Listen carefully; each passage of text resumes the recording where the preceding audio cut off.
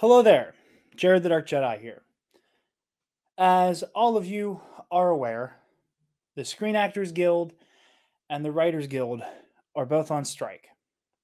And after some consideration, it has been determined that review content, like what is mostly predominantly makes up a lot of what we produce, is still going to be not considered crossing the picket line. It is still encouraged by the Screen Actors Guild, who established new terms additional to what was being asked to be complied with the WGA. What we do here, the conversations we love to have with a bunch of our friends, to have with you guys, is not possible.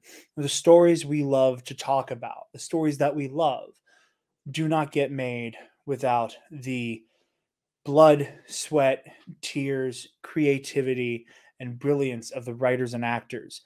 And currently, the studios who produce the things we love are working these writers and actors to death, not compensating them appropriately, and are trying to replace them with AI.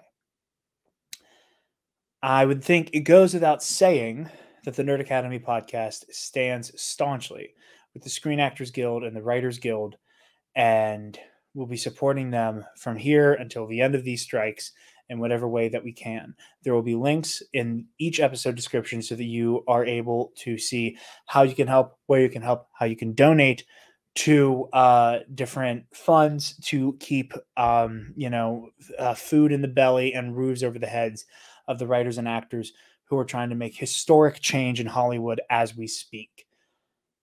This review, this discussion, this news roundup, whatever the episode may be, was recorded during these strikes, and our love for the works of these writers, of these actors, will continue to be praised and discussed while they fight for their rights.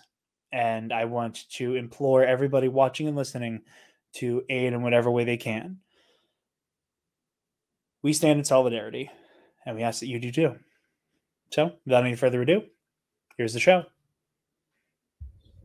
Hello, my friends. It is Hondo, and welcome back to the Knights of the Nerd Republic. You know what to do, and stay profitable.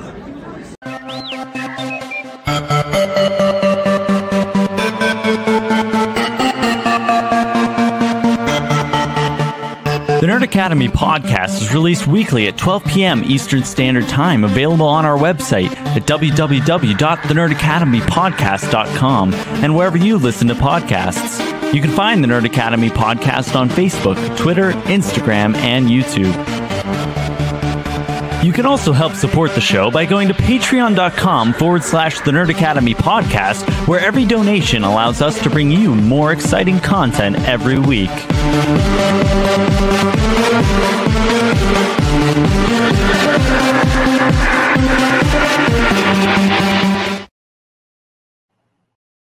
Hello there, and welcome back to Knights of the Nerd Republic, the show where your favorite nerds talk all things about the galaxy far, far away. And we are here. It is time to talk about Ahsoka, our first two episodes. I'm very excited. We're joined by Scotty Holiday again, which we'll see in this episode. And I just before we jump in and before I do the Sunday's Bloody Mary ad, which I have a little bit of news about, it's something that I didn't get to touch on in our review because Scotty had to get going. They were on Bombad Cast tonight, which we talk about. So go check out their appearance on Bombad Cast as well when you're done here. Talking about this show right now during the strikes, I found myself thinking a lot about how Star Wars in particular relies on working class actors. And I just want, moving forward, when watching Star Wars, that you guys consider just how important the idea of an extra is to Star Wars. Because there are scenes in Ahsoka that you can't do. You know, if the only actors you get access to are the ones that are your leads, your Rosario's Dawson and Natasha Luberdizzo and and Ray Stevenson, et cetera, et cetera. Mary Elizabeth Winstead. If you're limited to just them, so many of these great moments in the show already aren't possible. So much of the DNA of Star Wars is the glup shitto. And there are no glup shittos without background actors. There are no hammerheads and snaggletooths without background actors, without the working class performers and artists who are fighting for their rights right now. So, as I say at the beginning of the show, I'm going to reiterate again here. Click the link below. Please donate, and please do everything you can to help aid in the strike. And remember that just because we're talking about these stories that we love and we're talking about the industry doesn't make any of the horrible things that are being allowed to fly go away. It does not mitigate the damage being done. All of these artists, these actors, these writers deserve their fair share of the billions that these studios are raking in day after day off of their labor. So, with that said, we have a great discussion ahead of you guys. A wonderful time. There was some speak of glizzies at the very beginning, which I think was very funny. But before you guys get into all of that, we do have a word from our sponsors at Sunday's Bloody Mary. You all know the drill. Actually, you don't know the drill. Here's something new. I didn't get a chance to set it up yet, but the way things are gonna work with our friends over at Sunday's Bloody Mary is we will have an affiliate link now. I have to set that up now. If I remember correctly, the code TNAP still exists. You can still use TNAP at checkout. However, it is going to be preferred you use the affiliate link. So, if you're really hankering to buy some Bloody Mary mix, go ahead and do it and use code TNAP at checkout. And if that doesn't work anymore, I believe it should. Don't worry, I'll have it set up by next week, and you can go ahead and use our affiliate link, which will be in the description down below.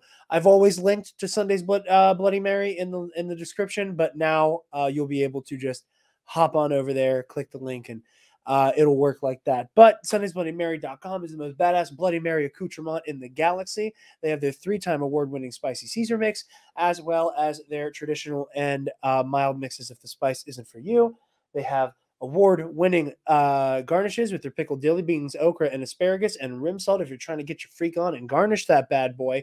It is the only Bloody Mary mix I use. I used to only make my Bloody Marys from scratch, and I like the way Sunday's Bloody Mary makes my Bloody Mary more. So get on over there, sundaysbloodymary.com/shop. TNAP at checkout. Next week, you'll be able to click our affiliate link in the description. Speaking of affiliate links and things of that nature, Level Up Sabers. Hello there. Welcome that back sponsorship to is still going to be happening. I am waiting for the company that does the affiliate links to get back to me. They were super backed up, and I'm still waiting to see how that pans out. It is all kinds of world between timey-wimey. Yeah, well, we're going to be talking some of that. We got our boy David discount, Tennant. but at It's the very the world least, between worlds. that I we are the reached ones who in sent through a you to portal, Master Allen. and I put So, the intro with all in, of and then that I took said, it out, and then we're without here. further ado, we're going to here check it we'll all do out. our review of Master and Shut the Apprentice fuck and up. Toil and Trouble. Scotty Holiday. You were demoted back to intern. Jesus Christ. We are joined again. Very. I think technically there has not been another episode of KNR since the Red Blade review. So back-to-back guest, Scotty Holiday. All right. Hey, besties. Very excited to talk Ahsoka. When you'll be watching this Friday, but for anybody who cares, we did accidentally double book Scotty. They will be on with the lesser Scotty tonight, and that will have already happened by the time you're watching this. So go check them out. Classing up the joint on the Bombad cast.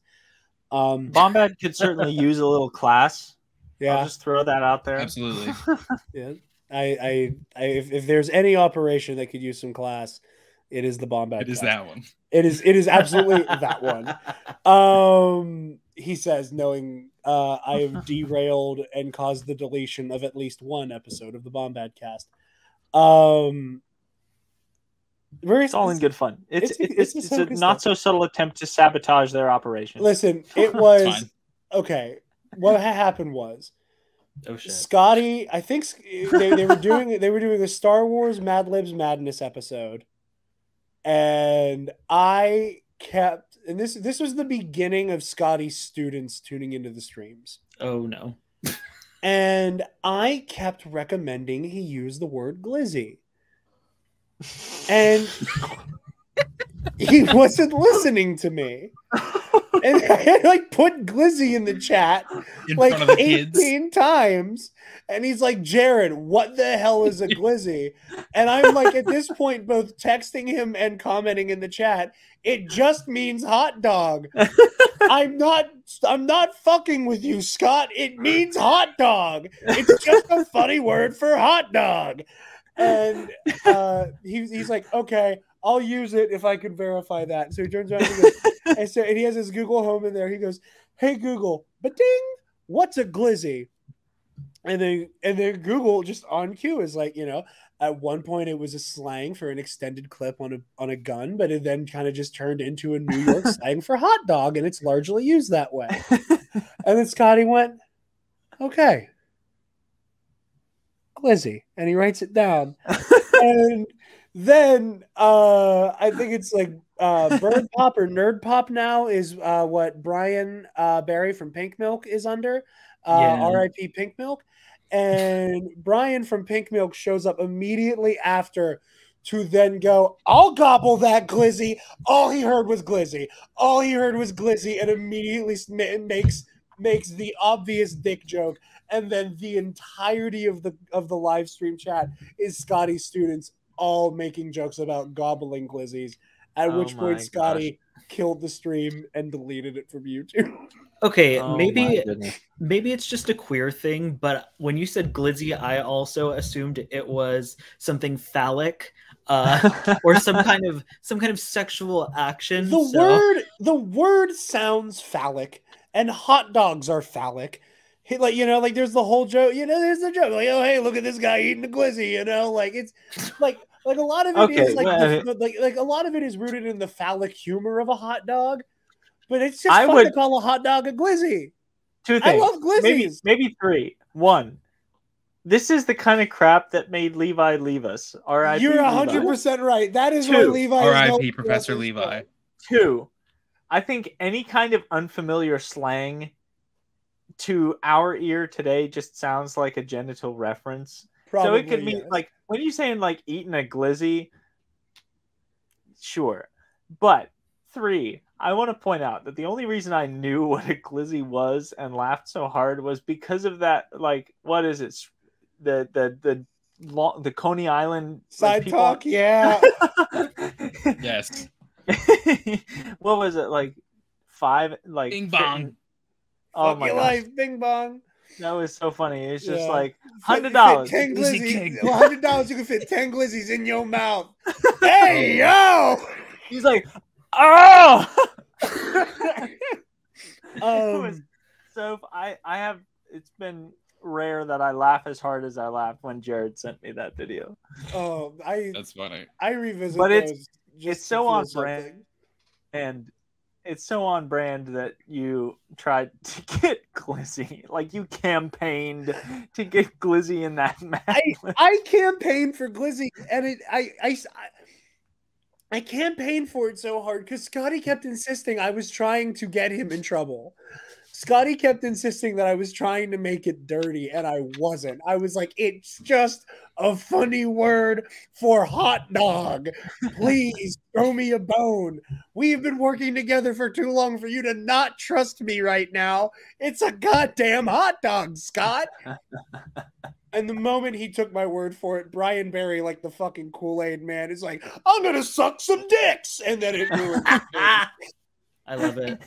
It was very funny. Oh, man.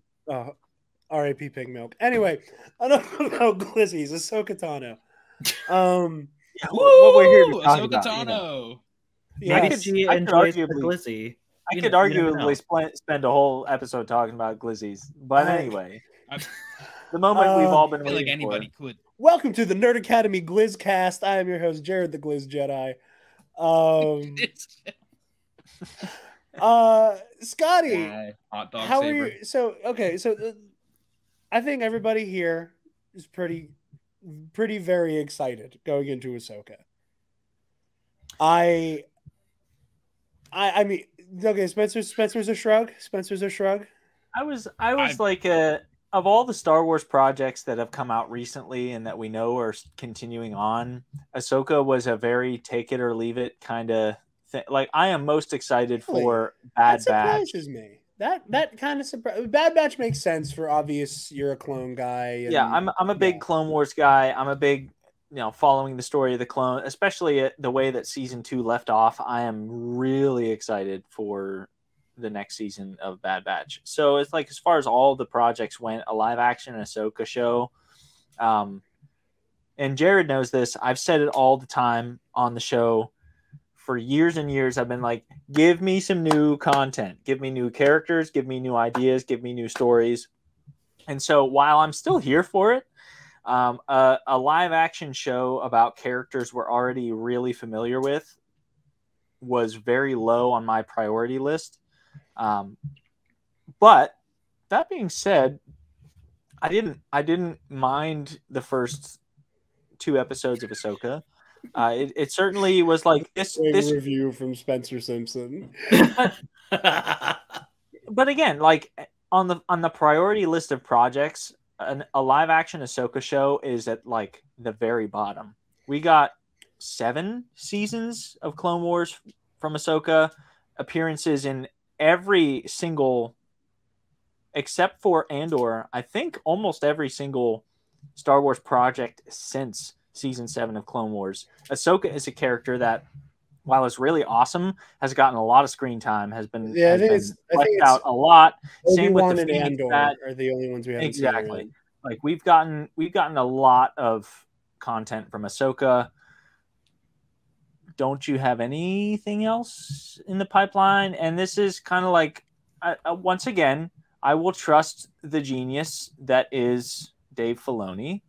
However, he has succumbed to his very own sickness in a lot of ways, as I have fondly referred to Filoni syndrome on the podcast, where like Dave Filoni had like 10 or 12 really great ideas for characters, and he just keeps bringing them up over and over again through every project he's ever touched.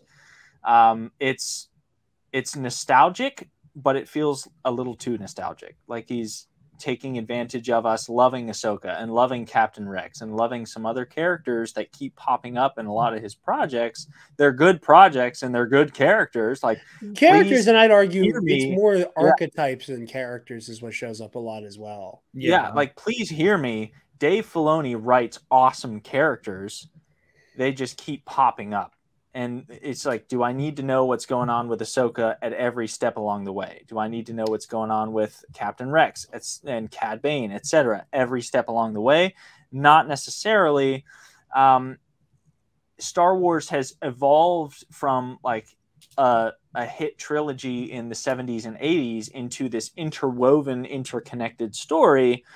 But that story dies if it does not continue to expand. You continue to explore new ideas, new characters, new plot lines, new problems even for the characters to encounter, new conflicts. So I trust the process. I trust the Filoni process, but I cannot help but be like, however, can we at least acknowledge on an academic level that there is a fundamental flaw in the Filoni process that is, we have to keep bringing up old characters in order for these, seemingly, in order for these new stories to gain any traction with our audience. I would love to hear any pushback, Scotty nodded their head just now. So I'd love to hear their thoughts about that. Jared is looking pensive. So, I mean, he's clearly got some thoughts. I mean, this is not a new concept on TV. No, I press this a lot on our show for Filoni related projects, but Scotty has maybe not heard this idea from me specifically before. I'll give them the floor to respond to that first.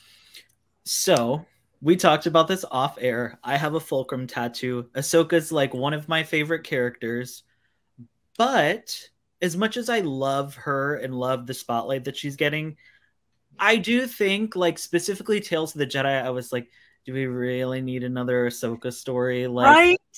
Okay, there are so many Jedi to explore.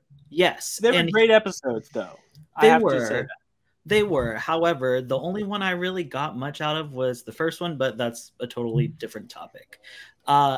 You love the Clone Wars. I'm a very big, like, pro. I want Dark Disciple miniseries and animation. Give me that. Like, there's so many other characters we could be exploring. Absolutely. Something that I think that, at least so far in these 2 episodes that I have seen, is I feel like Dave Filoni is doing a good job of pulling from different trilogies. Some a little prequel, a little, original trilogy, and we're finally seeing a good mesh of that. Whereas before, kind of like you had mentioned, there were some times where characters felt like they were just inserted to be like, hey, remember this character you loved from the Clone Wars? Here they are. Yeah, like their action figure, right? That's the cynic in me thinking, but go on. But I do also want to point out that I started watching the Clone Wars series in 2014, and ever since I fell in love with the character of Ahsoka, this is kind of the moment that I've also been waiting for since then, is her live action debut, because not that I needed her in live action to validate her as a character, but kind of to validate it to the people that don't watch animation, that these characters are also good characters. You know what I mean? Like, they're just as valid in animated Star Wars is just as valid as live action Star Wars. And in general, like I said, I will agree with what you're saying. Some of the stuff is overdone, overused, but so far with this series specifically, I'm really enjoying it.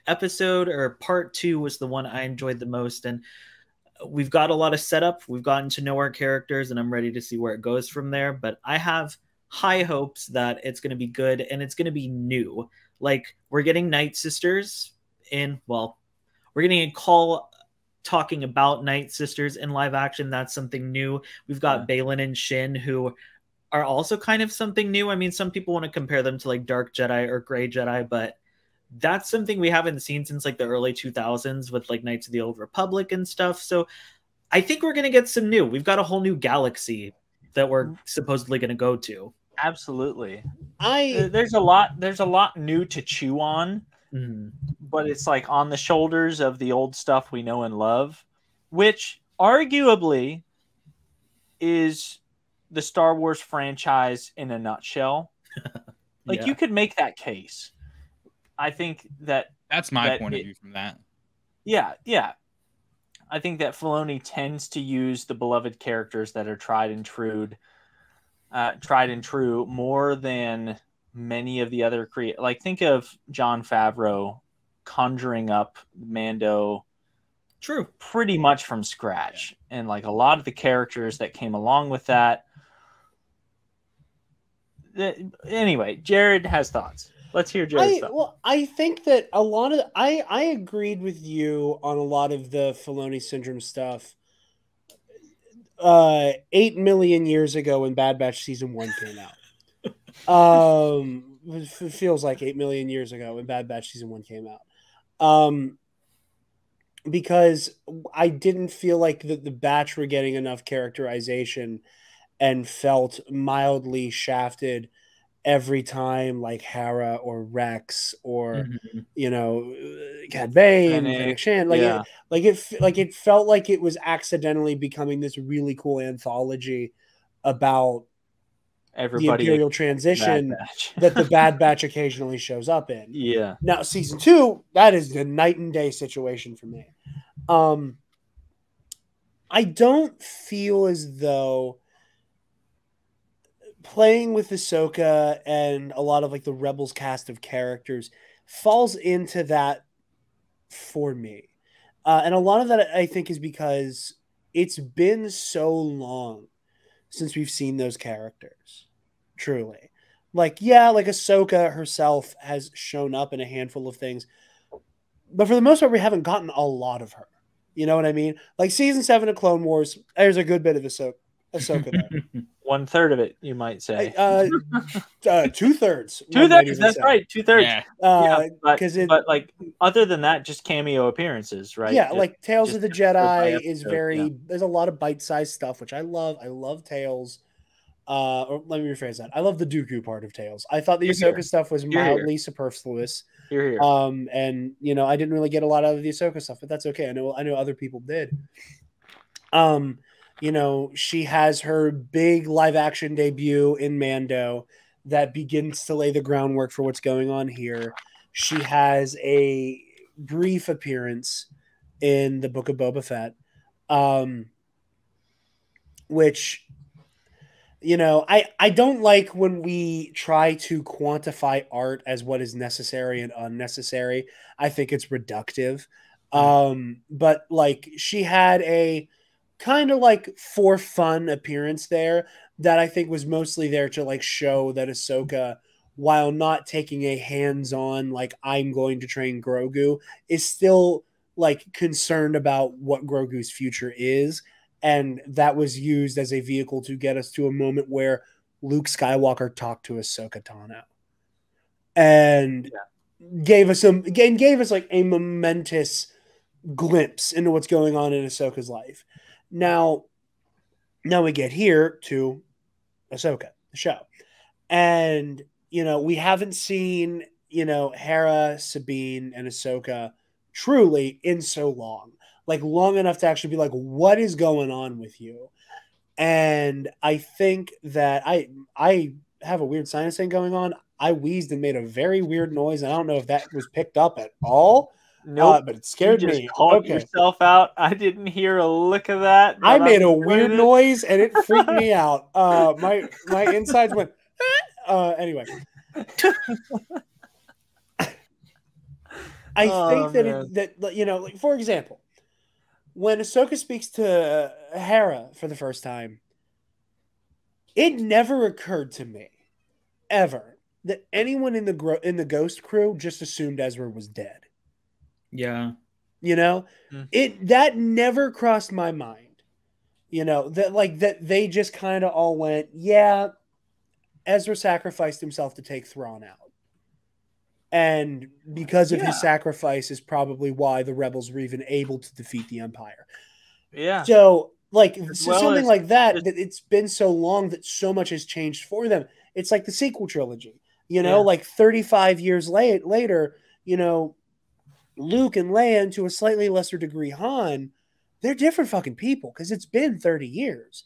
Yeah. We haven't seen Hera, Sabine, and Ahsoka truly since the beginning of the Galactic Civil War.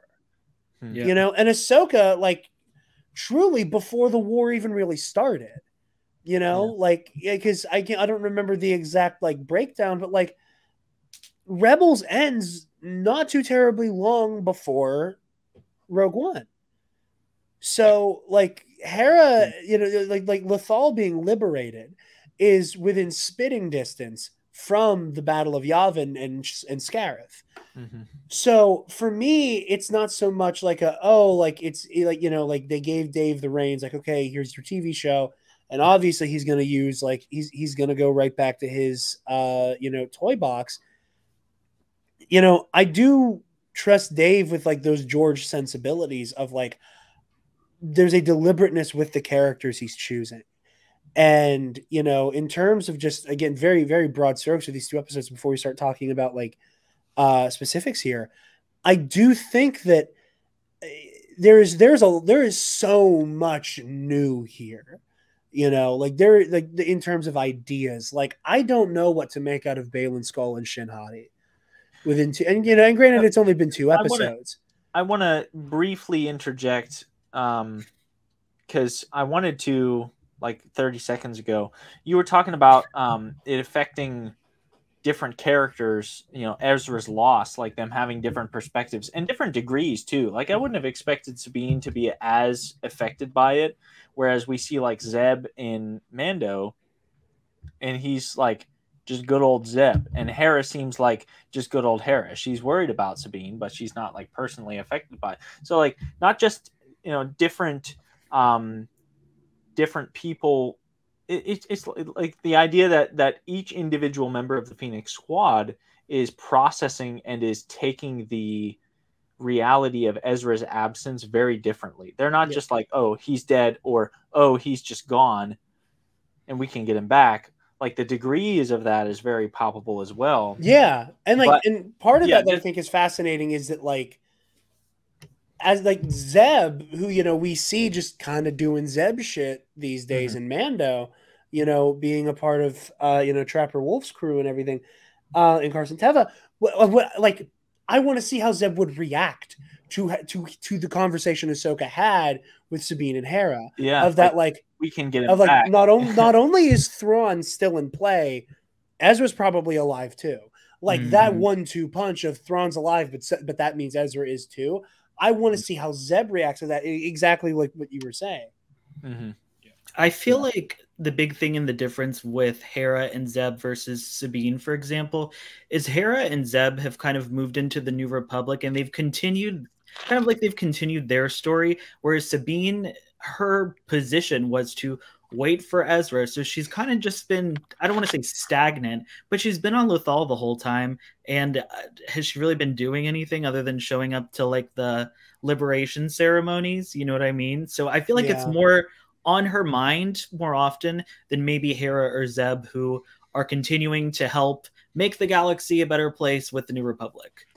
I think there's also something to be said for the fact that, like, this is an era of peace, for the most part. Like there are these skirmishes, Star Wars Squadron story is happening around the same time with the Starhawk, and, and obviously Zeb is like, again, there isn't a war happening right now, but Zeb is on the front line of like still trying to push back against the Imperial Remnant.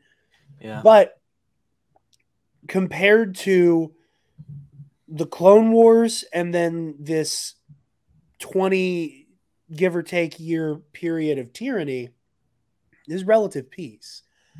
And that peace has been with, Hera being a leader within the New Republic, and with Zeb still being somebody who is, on the front lines, where I think Sabine was very much like a soldier in many ways, who kind of like didn't like, okay, like we're done fighting, like my job is done. Yeah. And at this point, like, I do think that, we as viewers, and again, I think this is a very brave decision on Dave's part, of him choosing to retcon the Rebels epilogue with the when and the where and the how and the whys, that we as the audience always assumed that, or at least maybe just me, that the Ghost crew always went, okay, Ezra is out there somewhere. We're going to beat the Empire. We're going to save the galaxy. And once the dust is settled, we're going to go find him. Well, that's what we were told in the episode. Yeah, and that's the thing, is that like, and I think a lot of us went into the show going, like, they've been working on this for so long that, like, it's a shock to us to go, oh, everyone thought he was dead. Like that we're gonna go find Ezra, like is us getting like a taste of the first 2 episodes of Ahsoka, and it's like it's been the status quo for us, the audience, for so long, that I think that is also part of like trying to understand that like Hera has mourned Ezra, Zeb has mourned. I mean, we keep bringing up Zeb, but like obviously, like he's gonna be in that equation, in the picture, but like, but Sabine has not been able to move on. Yeah, and I think that like that is like again, like talking about the new stuff that Dave is doing, I think that's a bold decision, and that is a bold decision to put the audience in a place where we need to recontextualize how we've experienced the story up to this point. Well, it is a really simple but powerful case of like literary irony, where the characters know something that's going on, but the audience doesn't. And like, I think you meant that the other way around, but yeah. Well, I think there's like literary irony is the audience knowing something the characters don't, but I think that there's like multiple It's like it's either a different version of irony or it's like an inverse of. It is a bit of both, though. Yeah, it is a bit of both here, though. That like that we don't know that they've thought he's dead this whole time, and they don't know what we know, that his rescue has been on the table this whole time. It's a mix of both, right? We're coming into this and we're learning, but we're also knowing at the same time. You know, like it's been a certain amount of time and we knew what was coming. We knew at the end of, with the Rebels epilogue, we knew what was coming when the characters didn't. And yet we are also dropped in this new environment where, I think it's been, oh gosh, it's what, 2 or 3 years between Battle of Yavin and Battle of Endor and post. It's closer to 4. Closer to 4. Yeah, it's closer to 4. So like, it's for all we know, between Yavin and Hoth, and then like Han is in the wind for about a year. Yeah, right, timelines. Right. So yeah, Jared is right on it with the timelines. But for all we know, they put in what is legally speaking, what is the statute for? Like a person's been missing for this long, they are now presumed dead in the real world. Like, I don't know what that is, but 4 years, like if we don't know what's happening. Don't forget, this is 5 years after the Battle of Jakku too. So right.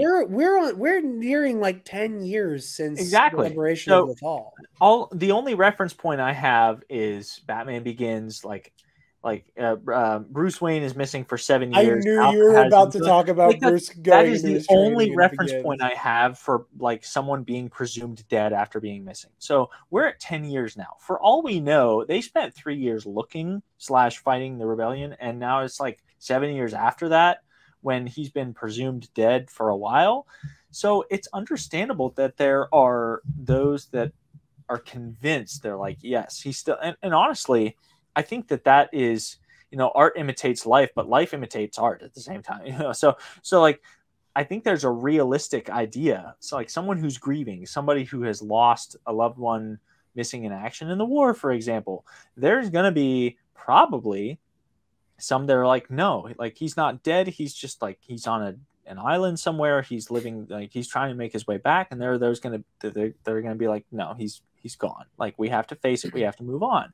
And so you're right. Like it is a new and nuanced story with old clothes on that has kept me interested. And like there are some new characters that we've seen, like Balin, for example, that are kind of, I remember you describing him to me just yesterday. Like I came home from us having dinner, Jared, and you were like, yeah, this guy, like Dave Filoni is writing for me. He really is. Like between the edgy, over the top, flashy Inquisitor and the dark version of Qui-Gon. And I was like, I know like Dark Side Qui-Gon.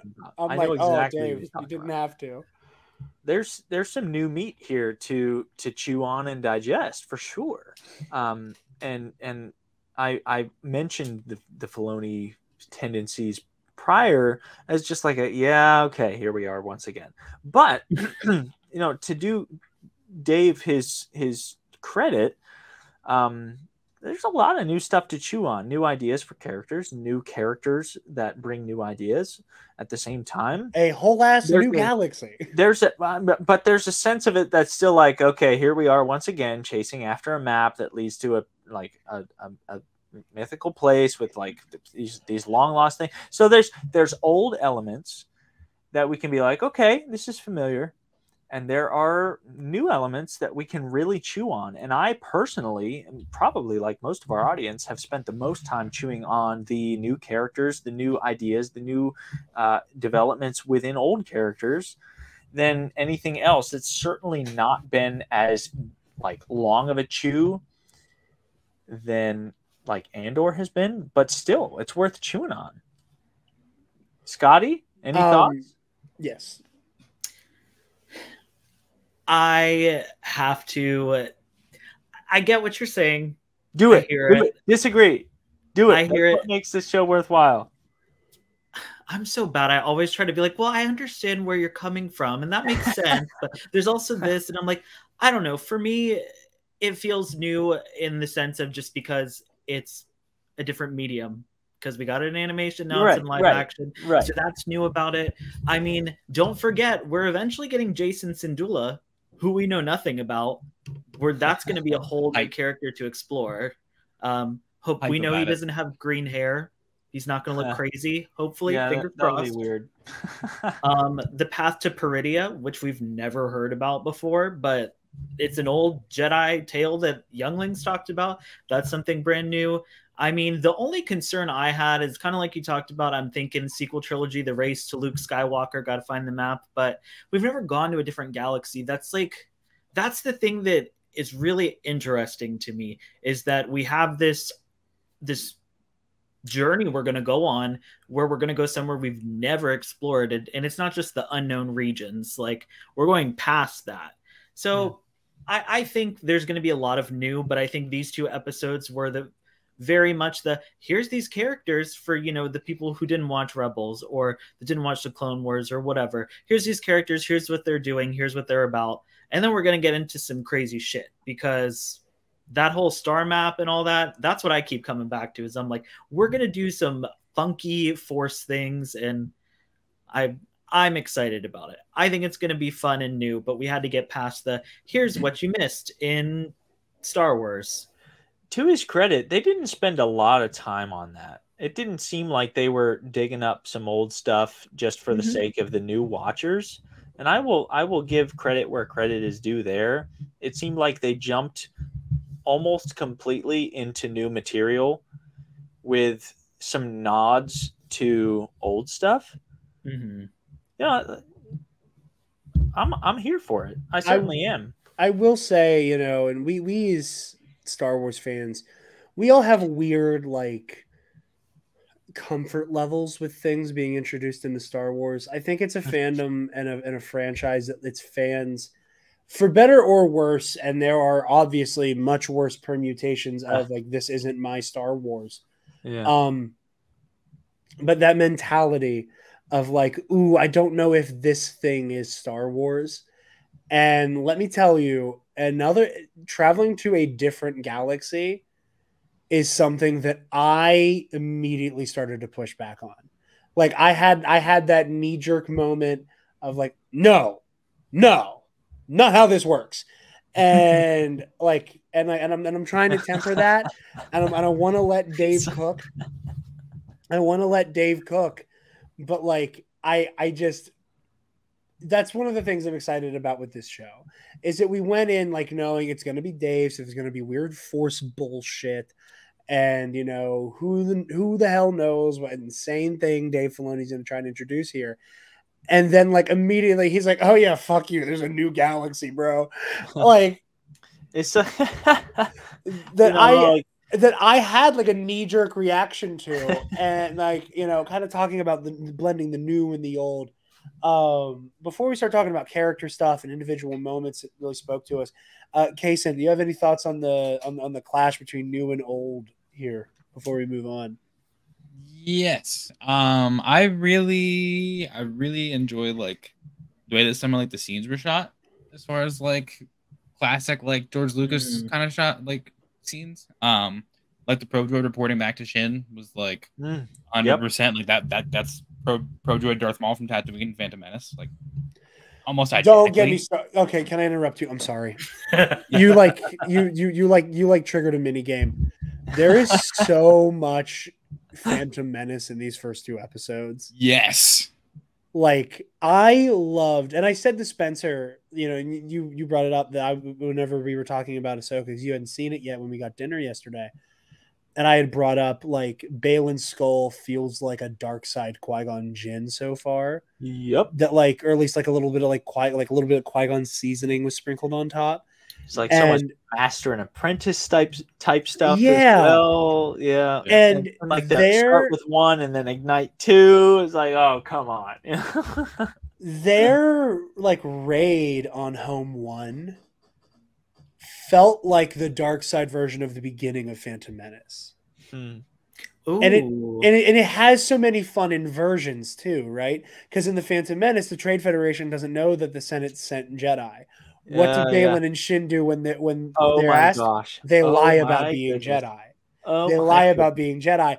And, and instead of it being like, Qui-Gon and Obi-Wan, like they defend themselves and then try to make a quick escape, they are forcing their way onto and through this ship with violent lethal force, with Balin kind of still having that waxing poetic kind of way that Qui-Gon does it.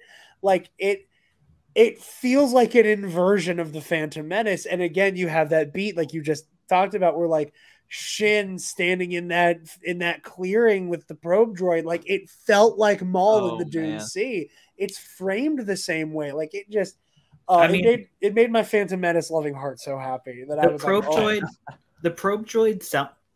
droid sound effects were literally the same. I heard that. Yeah, it's Maul's. So I was just like, yes. I heard it wasn't like the with the right ones, but anyway, I'm sorry. What a great grab you had, Jared, watching because I totally missed that. I totally missed the like the opening, the landing sequence, and everything. Yeah, great grab, my friend. Thank you. Excellent. Like poetry, it rhymes.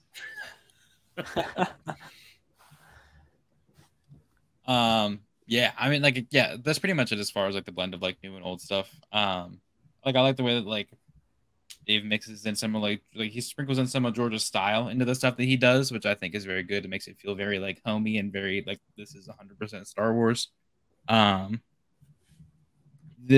thing that I was gonna say, when like with like what Spencer was saying, like the whole conversation, like how things are being built on like new characters and like they're like old characters, but they're facing like new things. I kind of like at this point with like what we're going through right now, I'm kind of just accepting that Star Wars is just fucking backtracking. Like if you want to like Star Wars, you have to fucking love backtracking because like they released 3 movies and everybody's like, what the fuck? And then it's like, don't worry, we'll fill it in. It'll take a while, but we'll fill it in. So like the sequel trilogy, right, comes out, and now we're exploring that space. And like it's like a lot of people hate the sequel trilogy. I didn't hate it. It's not my favorite. Kind of just like it's Star Wars. That's fine enough for me. But like the way that we're going back through and filling everything in is what I'm most excited for right now. And also, I was stupid fucking hyped coming into Ahsoka because I just finished Rebels like 3 days ago, and I cried this time. Anyway, love that. I love that. I'm rubbing off on Kaysen that he can't watch Star Wars without crying. Yeah. I've never seen Jared in the theater with a dry eye past the crawl. Yeah, no, when it doesn't happen. To Star Wars, it's just like on the clock. I know I've said it before. These two gentlemen right here have seen the ugly cry of me seeing Return of the Jedi in the theater and Anakin awesome. sacrifice. So good. It was truly incredible to see him like for 15 minutes. I cried uninterrupted for 15 minutes. I feel that. That was me. That was me when Ahsoka showed up in Book of Boba Fett with Luke. It wasn't that crazy, but I started sobbing, and I was like, "Fuck!" Like she's on the screen with Anakin's son, and no, that is momentous. That them just being on screen together is momentous, and you had every right to cry, my friend. Oh my god, it is poetic in almost every sense of the word.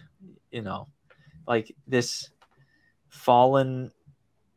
This, in a sense, fallen apprentice, wayward apprentice meeting the son of a fallen master, you know, like coming to terms and working together. It is truly, it's really awesome.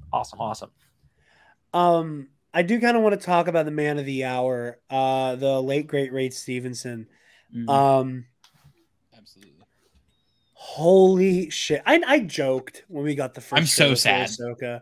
I joked when we got the first trailer for Ahsoka, where I'm like, "Oh man, I can already tell who my favorite character is going to be." Where it's like, "Oh, look at this enigmatic Darksider with a cape." You know, it goes all the way back to the Dewback discussion days. Jared has a type, and that type is sword, cape, complicated morality. And we were joking about it, and like Balin shows up, and like runs this really complex gamut of like cutthroat Star Wars villain in the way that he just annihilates that New Republic officer. Mm. And then there's this like almost swaggery like knightliness to the way that he rescues Morgan Elsbeth. Yeah. With the officer, he said as soon as he started like force twisting his hand, I was like, is he about to, in the first 30 seconds of being on screen, is this man about to make someone kill themselves? I thought he was going to make him pop himself. Yeah, he was going for no way. I was like, the rating on this show immediately goes up a notch. Balin Skull walks on this motherfucker bloodbending. Oh, no. We do get a stab right through the chest, though. Even that, like him doing the killing, I was like, oh my God, like we're going in hot. Yeah. And like, and I do, and again, just, I'm going to do my, lightsaber go burr here for a second too while I talk about him. I love the pairing between him and Shin. And Spencer, I think you're going to see where I'm going with this, is that they marry so well together that you have somebody who can kind of like park and bark, right? Who kind of like already kind of seems to have like more of like a strength-based counteroffensive. Like he's very much giving me Jem So vibes. And a lot of that's from the trailer too, and the way he holds himself when he does go to fight Ahsoka, clearly around the star map, as we know now. Mixed with this kind of like berserker thing that Shin has going on, which seems very like dark side form 4 Ataru, where you just kind of like, blitzing somebody. And it feels like Anakin and Ahsoka when you put them next to each other, because Anakin has that almost a textbook application of Form 5 during the Clone Wars. And then with Ahsoka, you have somebody who's just kind of like blitzing people, while Anakin is like, again, he's faster and is more acrobatic than Balin, but like he still has that like strength-based counter-offensive. So already there's starting to be these echoes, like the episode's called Master and Apprentice. So you're already starting to feel these echoes of the lineage of Master and Apprentice here. And the way that these, I think Balin and Shin are going to be dark mirror images of like Ahsoka as both a mentor and a student. But like I said, like with Balin, like you go from like that very like intense Star Wars bad guy, we're no Jedi, again, obviously like a throwback to Ahsoka and Rebels. He executes this guy, and then again, there's almost this knightly swagger to him in the way that he liberates Morgan Elsbeth. And he's just so cool. He's so fucking cool. He's just got like a like he's got a sword and a cape, and he's just so cool. He has all. How do I describe this? He has all of the power hungriness that a Sith has, but with like none of the passion. Like it's so inverted. He's like cool as a cucumber and yet vile. He's got the power. On my dark side. Yeah, I was thinking an Obi-Wan comparison too, because I feel like Balin's very charming at the same time. Like the way he's like, "Oh, Lady Morgan, hello, I'm here to rescue you." Like, yes, like rescuing Night Sisters is our speciality type deal. Yeah, well, there's that, but then a lot of like the Qui-Gon flavoring for me comes into play. Like part of it is the framing, like, and that was like the first thing that registered with me.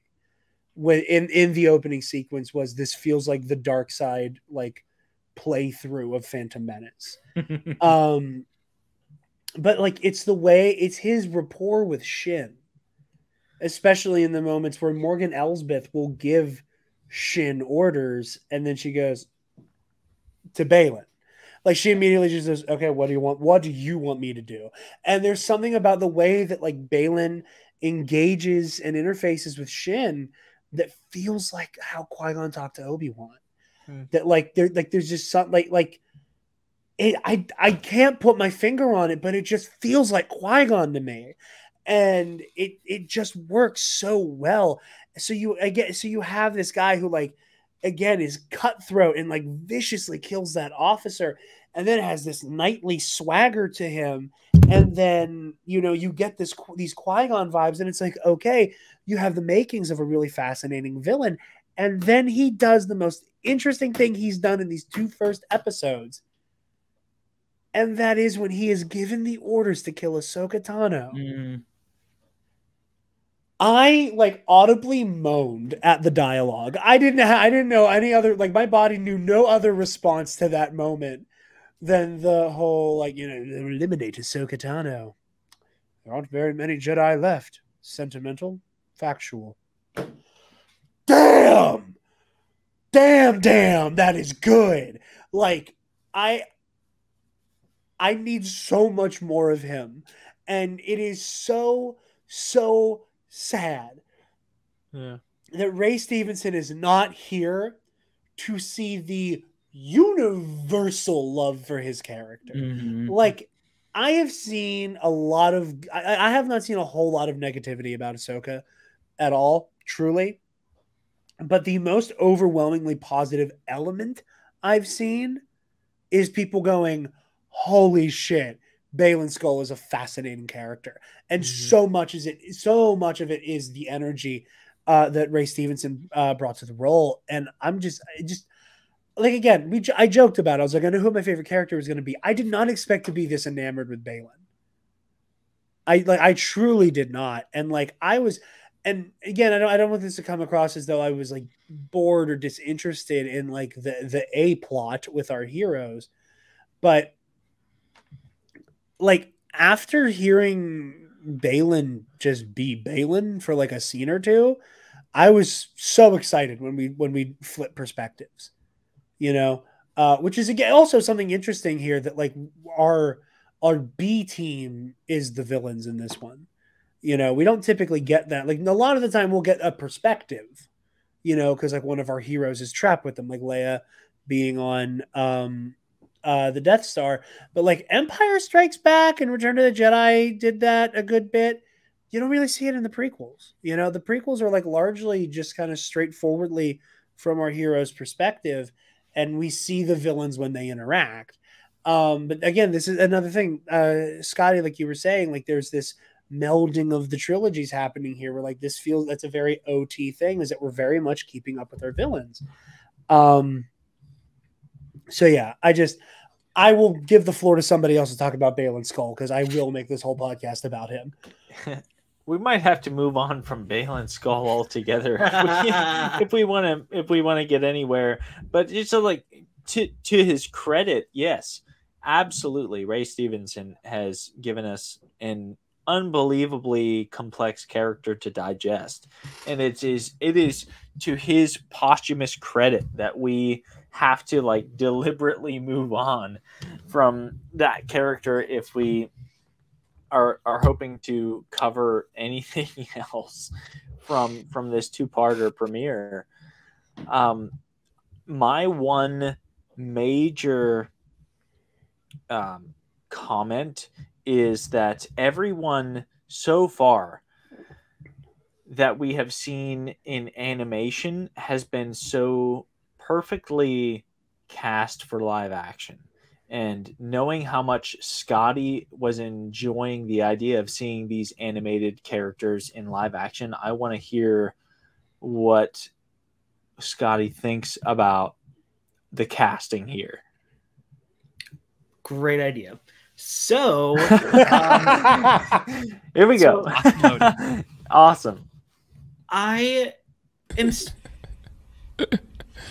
sensational. That's his word. Oh my god.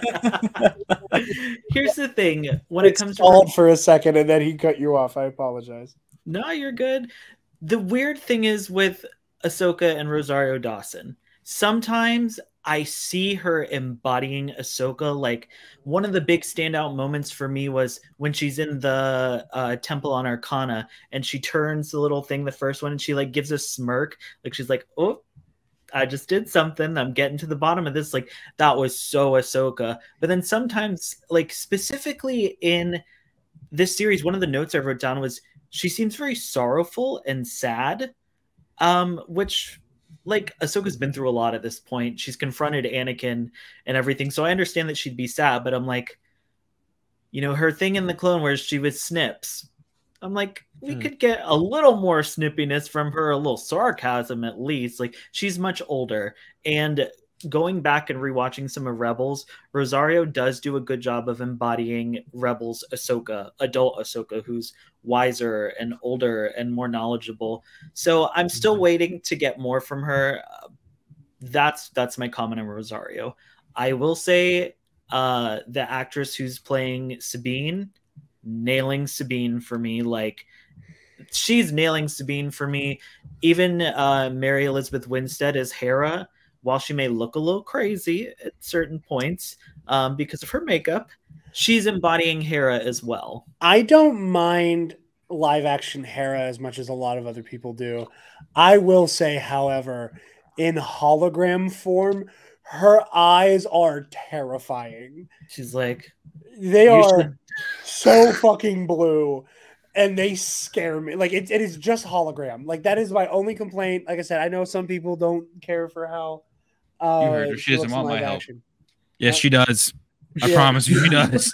Wait, do that again, Casey. Do that again. Do that again. Like, Sabine's like, she doesn't want my help. You heard her. Then Hera's like, yes, she does. Live action Hera right there. I promise you, she does. Right there. There's Hera. Literally. It is unsettling. Honestly, at this point, my only issue with her makeup is, yeah, the eyes are a bit unsettling at times, but also just as like somebody who dabbles a little bit into makeup, I'm like, can we smoke out her eyeshadow, please? Because it's just like they put black on her eyelid, and I'm like, yeah, I think she would do it a little bit better than that. Like, Shin's eye makeup, that's smoked out. Why couldn't we smoke out Hera's eye makeup?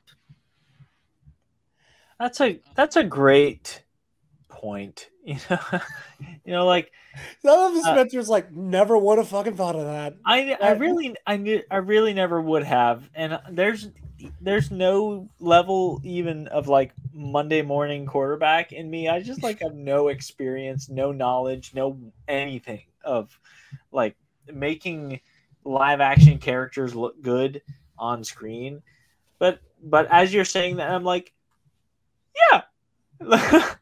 Like, yes, that looks awesome. If you apply the same principles like you were saying, smoke it out. Exactly. It could do wonders. Maybe. And I love Shin's eye makeup. I criticized live action Cad Bane when everybody was like, "Oh my gosh, he looks awesome." So you never know. I also agree with you on Shin. I think she looks great. I love her whole visual style. I do want to talk about Sabine. I also want to talk about her first duel with Shin. I really enjoy the place they've taken Sabine. I love the devil may care kind of, rapscallion thing she's got going on. I like it.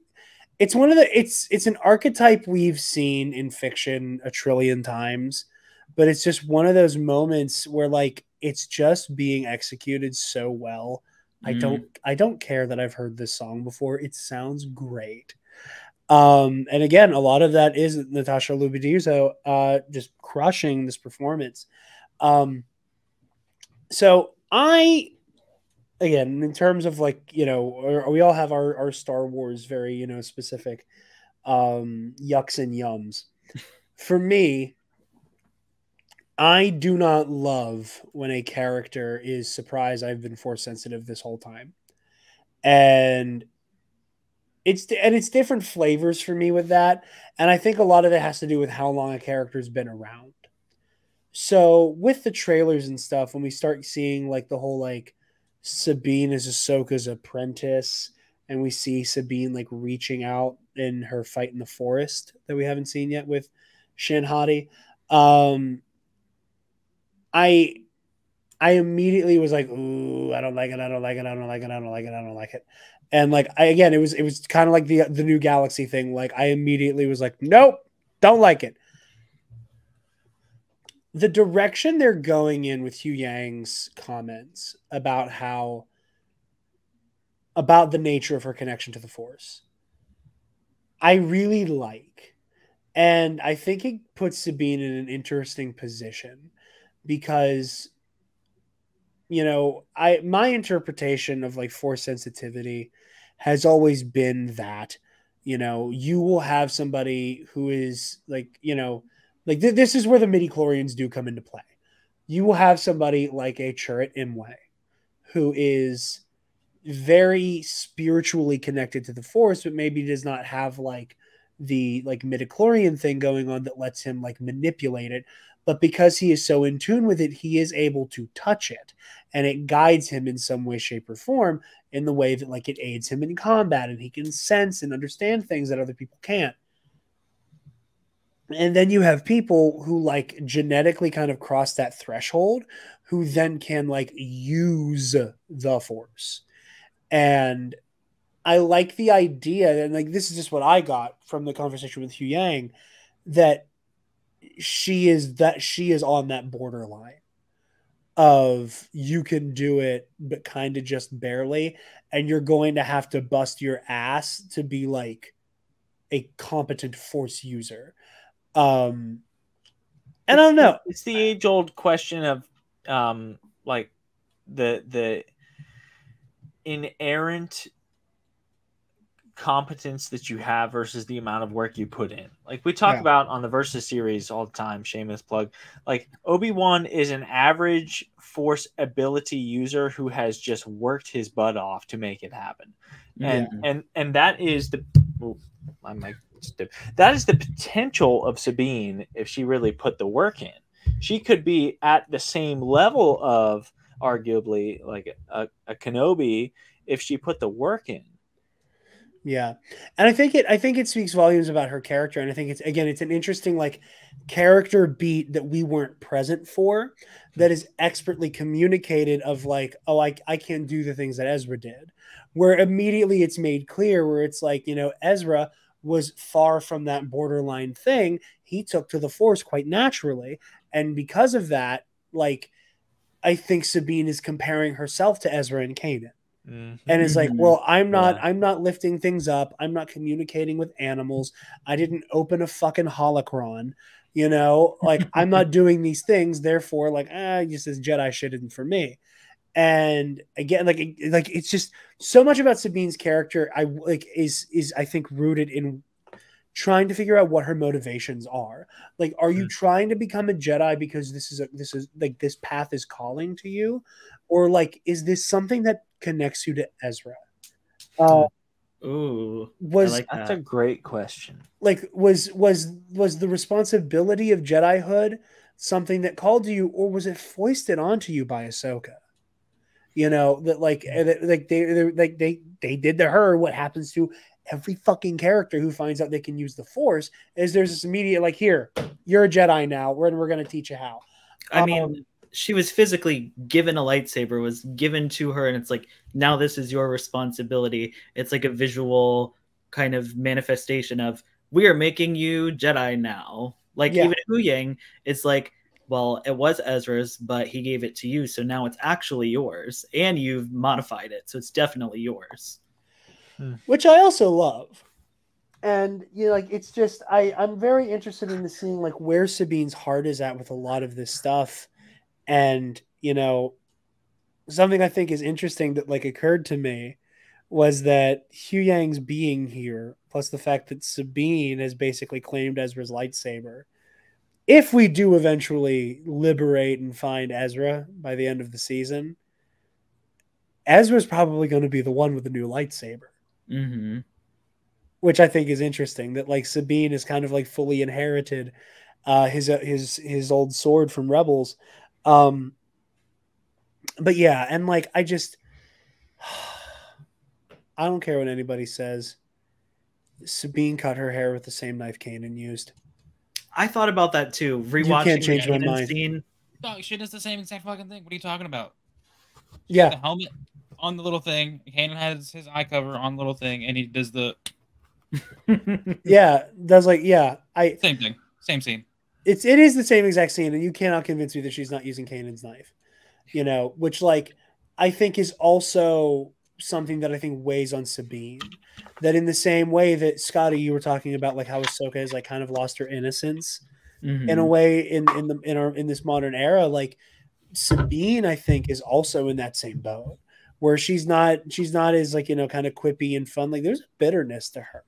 Yeah. And I think a lot of that is because like, like look at her, you're walking around in the armor of your people that has been genocided, carrying the lightsaber of your brother who's been presumed dead until a day ago, and you cut your hair with the knife of your adoptive father who gave his life to save, your adoptive mother and your brother. Like at every turn, you were surrounded by a loss, by the loss of your people constantly, your people in terms of those you held close and your people culturally. Like, and that's the other thing. Like, we all know, like, Sabine is like the Mandalorian of the Ghost crew, and Trials of the Darksaber is a standout piece of Star Wars storytelling. But like, I don't think Sabine has come up a lot when talking about like the Mandalorian diaspora post them being annihilated by the Empire. Like, she was the one who did the handoff to Bo-Katan. Like we saw how much Bo-Katan held herself responsible. I can only imagine Sabine feels some kind of way about what's going on with Mandalore. He definitely does. I mean, it's known that the weapon that destroyed her people was a weapon that she herself had developed. I mean, we have to some extent, not to the full extent, but to some extent extrapolate on what we know of her. But like, man, the amount of guilt that she has to feel for the dispersing, and as you put it, Jared, like the absolute diaspora of the Mandalorian people, like that, the weight of that is almost certainly and entirely on her as a character. Like, thinking as she would think, I almost guarantee she feels the brunt, the enormous brunt of the guilt of that. Yeah. It's just, the direction Sabine is being taken in, I'm very fascinated by. And, something I think is interesting is you don't often get stories about people kind of like making the choice to not really connect with the Force. And I think that could, like, I don't know what will happen with Sabine, but that option being on the table, I think, is a fascinating one, and one that I would be interested in seeing them pursue with this story. Also with Sabine, we'll talk about the fight. Girl fight. First of all, here's a crazy little did you know. Shin Hati versus Sabine Wren, round 1 on Lothal, is the first time 2 women in live action have been in a lightsaber duel. Love it. Really? Long time coming, but love live it. action. I am not surprised by that. Yeah. But like, again, because we all watch the animated stuff, it has never occurred to us that hasn't happened in live action. Yeah, that's wild. Huh. And the funny thing is who's been in most of those lady on lady sword fights? Ahsoka. Ahsoka is half of those fights, between Ventress and Barriss and fucking. Well, that's crazy. Sister and that's crazy too, because this is also the first female-led Star Wars live action thing. Yeah, very much so. And like, and it didn't hit me until I was watching it that I was like, that I was looking at like Ahsoka, Sabine, and Hera just shoulder to shoulder to shoulder, and I was like, huh, dope. I wasn't even thinking about that going into this, and I was like, oh, all right, cool, I'm down. Yeah, like it hit me in the moment that I was like, that's really nice. It's a sign of really good storytelling, A, and really receptive audiences, B, that like most of the story is told through the perspectives of Ahsoka, Hera, and Sabine for like these first 2 episodes, and I didn't even notice. Like it was just this isn't a woman's story. This is just a story, right? Like as I'm watching this, it didn't even occur to me. I'm like, where are and again, just I want to acknowledge that this isn't any attempt to pat on my own back, but I just an affirmation of how good the storytelling is. That like this story is primarily told in these first 2 episodes from those 3 female perspectives, and never once did I buy. Or if you factor in Morgan Elsbeth. Exactly, and I'm like, where are the dudes? Where's the man? Like, exactly. I never asked myself that question. I never once looked around.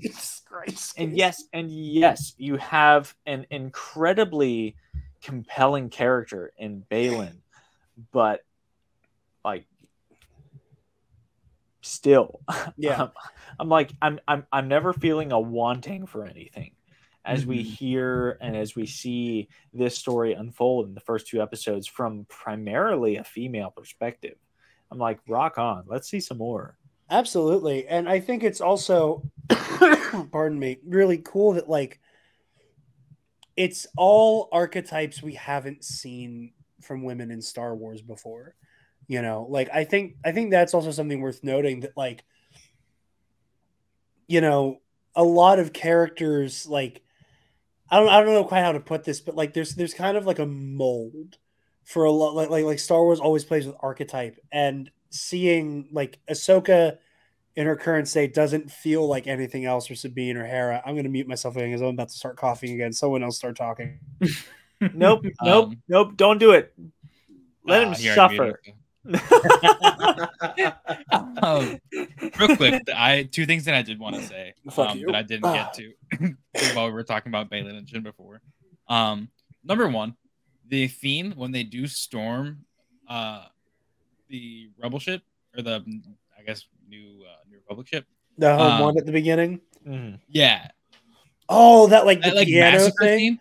Dude, that straight up gave me Phantom of the Opera vibes, 100%. Oh yeah, like it was real. Like I made a note in my phone. It was like Phantom of the Space Opera ? Like, is that like that should be the title of that theme if I wrote it? That's what I would title it. I love that.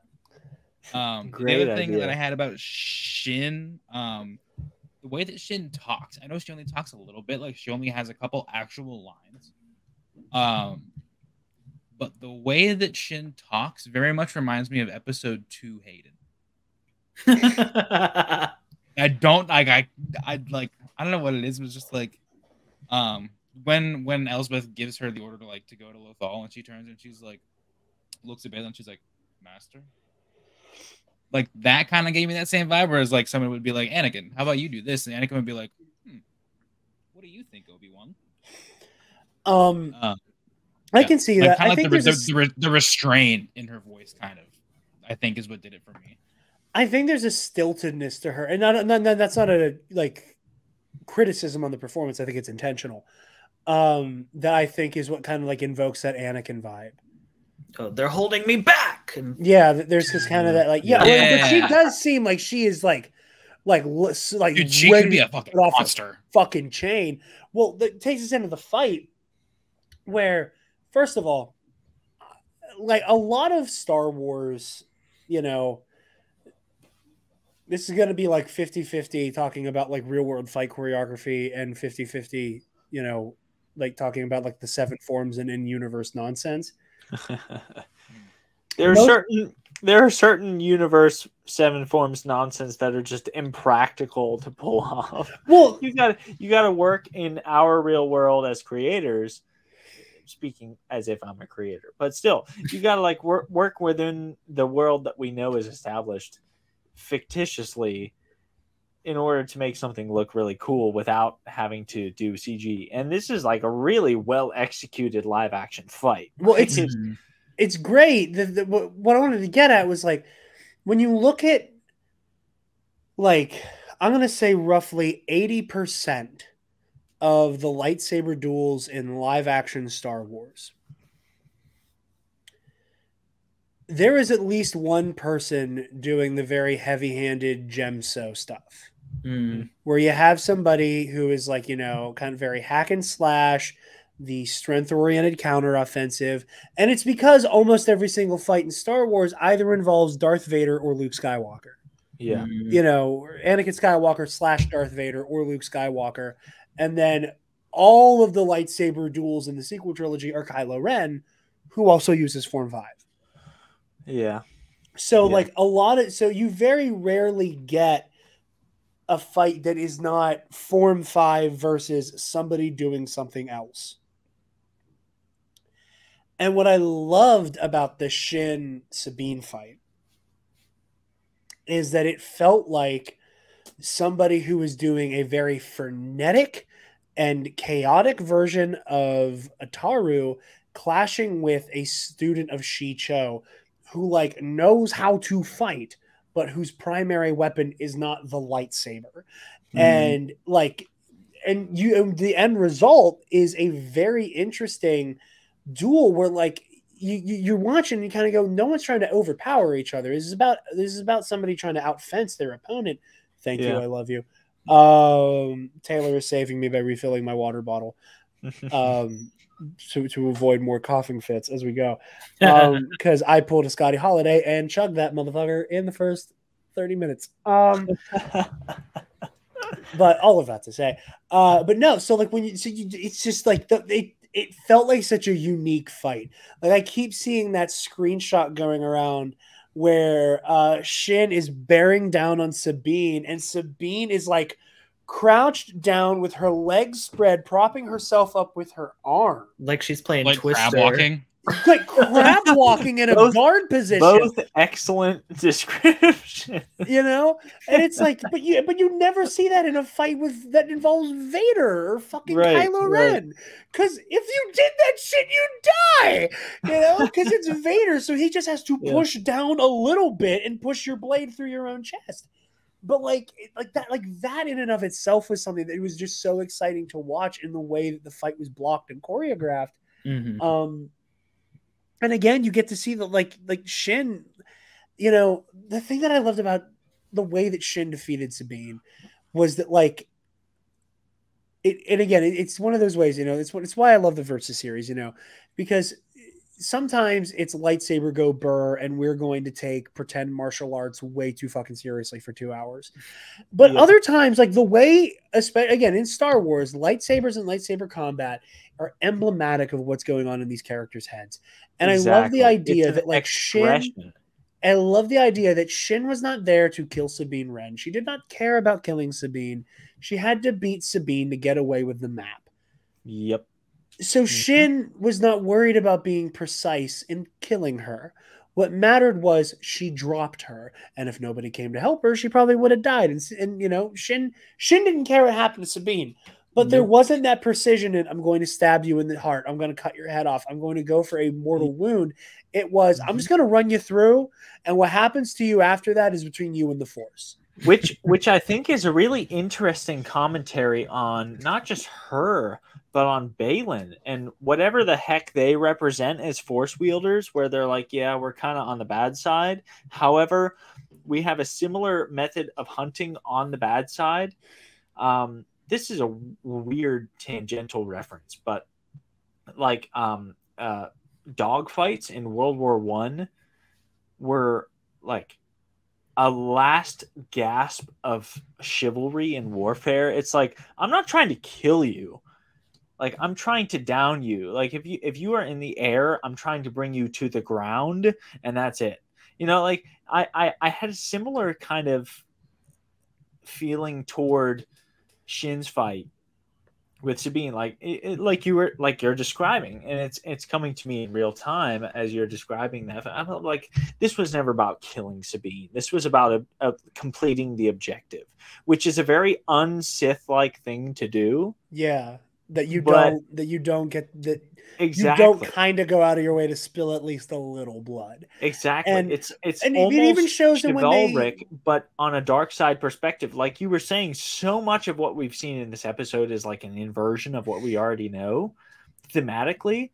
Like the opening sequence, an inversion of episode 1, and Baylan being an inversion of Qui-Gon Jinn. And it's like, here we have a dark side character who is not only interested in like // kill. It's like, I'm just trying to achieve the objective here. Yeah. Right. He's a mercenary, but also like is invested in power. Like that. Like that's another thing. Okay, I don't want to make it about Balin, I promise.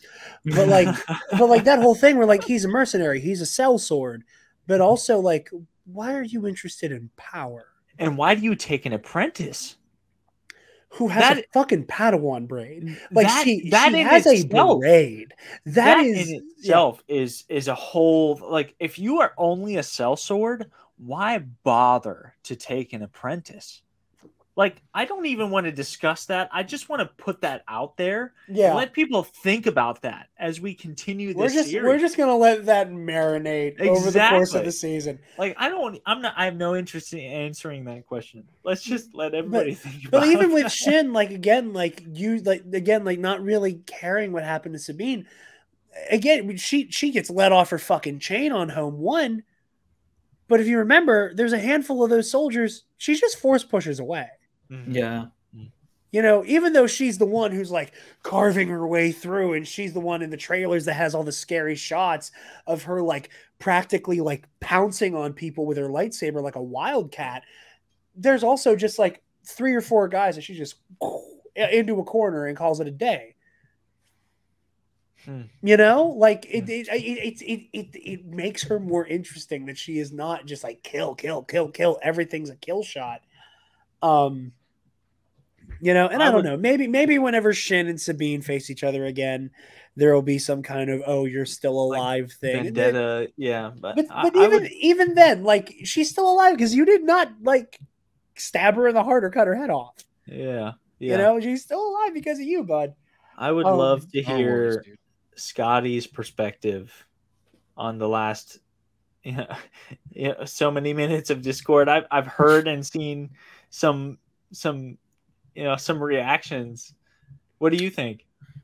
I just enjoy the fact that Balin and Shin are complex villains because that's what makes things interesting. Going off of like what Jared said, we've seen Darth Vader, we've seen Kylo Ren. We know they're just, well, we'll stick with Darth Vader for this point, where they're just a villain to be a villain and they're just there to kill. Whereas Balin and Shin aren't just trying to kill. They've got what seems like their own kind of plan in the background, because when Morgan Elsbeth says like, oh, we're gonna bring Thrawn back, and Shin asks like what happens when Thrawn comes back, Balin's like, for some war, for some, I don't remember what the other one was, and he's like, but for us, power. Great. So it's like they've got their kind of own thing going on in the background, and that fits also kind of with the archetype of a mercenary. They've got their own goal that they're trying to achieve, but the added kind of used to be a Jedi, I have a Padawan, it makes it so much more complex. And that's one of the things I love about Star Wars is when they do complex characters, especially when they're darker characters or morally gray. Because they're so much more interesting. You're a Ventress stan. That checks out. I was gonna say I love Ventress. Well, Scotty, we have heard for years now this concept of a gray Jedi. Like, yes, they're on the light side, but they're kind of like flirting a little bit with the dark. Hold on, we gotta pause because Casey's gonna have to leave soon. I want to give Casey the floor to like give his like more fully like his closing thoughts, because we need to talk about Grey Jedi shit, but I am not going to put Case in a situation where he has to speed run his thoughts on the Grey Jedi. Okay. So I'm going to interrupt so Case can give like final thoughts on the premiere before he bounces. All right. So I had a whole thing of notes. I don't want to like run down through and just be like, oh, here's my top 10. But a couple other things. I was really excited to see Clancy Brown playing Ryder in live action. That was so cool. That made me. Holy cow! That made me so happy. They go to they cut to Lothal and he's like, "Yeah, today's the." You hear his voice, and Commander Sabine Wren, and I was like, "That's actually the dude! Holy shit, this is so cool." Yep. It took me a second. Sabine boy, me Bob. Why aren't you at the dedication? They really leaned into that idea, not just with Ryder, but with several. That's awesome. Anyway, it's so good. Jack Kell is there as a senator too. I thought that was very cool. Yeah, they kept him in the story as well. Sabine's intro and song are very dope. Loth Cats have gotten an incredible transition into live action. Bro, I want one. If you want to fight me on it, I want one. We all want a cat. Okay, see, we all agree here. This is a good group of people. Yeah. Casey's like, wow, we all have so many harmonious opinions about Star Wars. It's like we should talk about it on the internet and for people. It's almost as if we should talk about it on the internet. Isn't that crazy? Yeah. Look at us. There's a bunch of white guys who decided other people should hear our opinions. You're right. At one point, I just said Kiner is crushing because like the score is just so good. I'm in love with it. Ahsoka's cold ass dodge. Oh, when Merrick fucking like brings the saber back and Ahsoka's just like, yeah, okay, whatever. Like, dude. And the rest of it was about Chopper because Chopper sassing Hera. I was just so excited that it played out the way it does. It just it's the same thing. There's Hera, did you go through my things? No, I didn't go through your stuff. Yes, you did. Yes, you did. Yeah. I know the joke has always been that you can understand what Chopper is saying. Yep. Oh, but you can understand. That was he had dialogue in that scene. Yes. Yep. Is it still Dave doing it? I would hope so. It sounds Dave is just Chopper like in it. Rebels, right? Okay. Yeah. Oh yeah, yeah. And then Hera says, "Don't miss this time," and it's like it's real quick, but he goes like, "Don't miss this time," like SpongeBob chicken meme. Killed me. Yeah. Like, don't miss this time, and he's like, I did not catch that. That's fucking funny. I did not realize. Dude, go back and watch that when she says "Don't miss this time." He goes, there's some protocol astromech type dialogue that you would only understand if you read like the behind the scenes things, and then there's like all of Chopper's dialogue in these first two episodes. Yeah, like, man, I don't need to know exactly what you're saying, but I know exactly what you're saying. Exactly, and it's awesome. There is so a well written spectrum of Chopper just says words that are muffled and and on the other side of it is Peter Mayhew having like entire stanzas of dialogue that just got dubbed over with. Yeah, it's like the most ironic example that I've cited is like Guardians of the Galaxy with I am Groot, where it's just like, I am Groot. I know that what you exactly just said is the case. However, it's like you got to spell it out for the audience. But really, really good astromech, really good alien dialogue is like, you don't need to know exactly what they said. Mm-hmm. The dialogue itself gives you the gist. And that is so well represented with Chopper. Excellent point, Kaysen. Thank you. Yes, thank you. That's pretty much it. I gotta go because I gotta get my girlfriend from work. But Scotty, it's very nice to meet you. Very nice chatting with you. I'm sure we'll brush elbows, bumpy elbows, whatever you want to call it, on the internet again at some point. Hell yeah. And love you boys as always. Last thing that I will leave you with is in the shipyard on Corellia. There's the camera. Shipyard on Corellia. The metallic guy is not AP5. Stop. I was sad it wasn't him. I was also sad it wasn't him, but then I saw people being like, "Oh, it has to be him." I just imagined it as him being there with Hera, and I was like, "Dog, it's a different dude." That's like saying all the Red C1s on the shipyard are C-3PO. Like, it's not the case. They're just other protocol droids, dude. Yeah, he might show up eventually, but like, it's not him. Let it go. Yeah. I agree. Yeah. I also hate when one type of droid or alien shows up in the background. It's like, oh, that has to be such and such. Like, you don't know how wide this galaxy is. It's like let the galaxies let the glup shittos glup. You should. Yes. You know what? Absolutely. Great having you on. Anyway, Craig on Jin. I haven't debating seen Hannah since Dave and Buster's. Tell her I said hello. I hope she's well. I've been debating on trying to pick a different Jedi name, but I don't know. I might just stick with Craig on Jin. I thought about just going Kaysen Syndulla because that would be easy. Kaysen Syndulla. You are obligated to be Kaysen Syndulla for the rest of Ahsoka coverage. What about Crayson? All right. Crayson Syndulla. Well, Kaysen's my actual name. No, I like Case and Syndulla. That's like I like the idea perfect. that you're crazy. That's also fair. All right, I'm about to go change my Twitter handle to Case and Syndulla. Anyway, based. Good having you, buddy. Later, buddy. Go. Bye. See you guys. All right, so fucking Spencer with the Gray Jedi. So, but to my point though, yeah. there is a precedent set for like, yes, they're light side, but they're kind of in the middle, and there has been not quite as explicitly stated a precedent for, yes, there's such thing as a gray Sith. Like, yes, they are on the dark side, but they are like toward the middle. And my point is, I guess, you cannot expect to have one without the other. If you're like there's examination here. You know what's just occurring to me? Where you have some light siders who touch toward the dark side, but can you not, like, it's always been presented like the light side is nuanced, but for the most part, the dark side is pretty, this is the way it is. Like, they're just bad.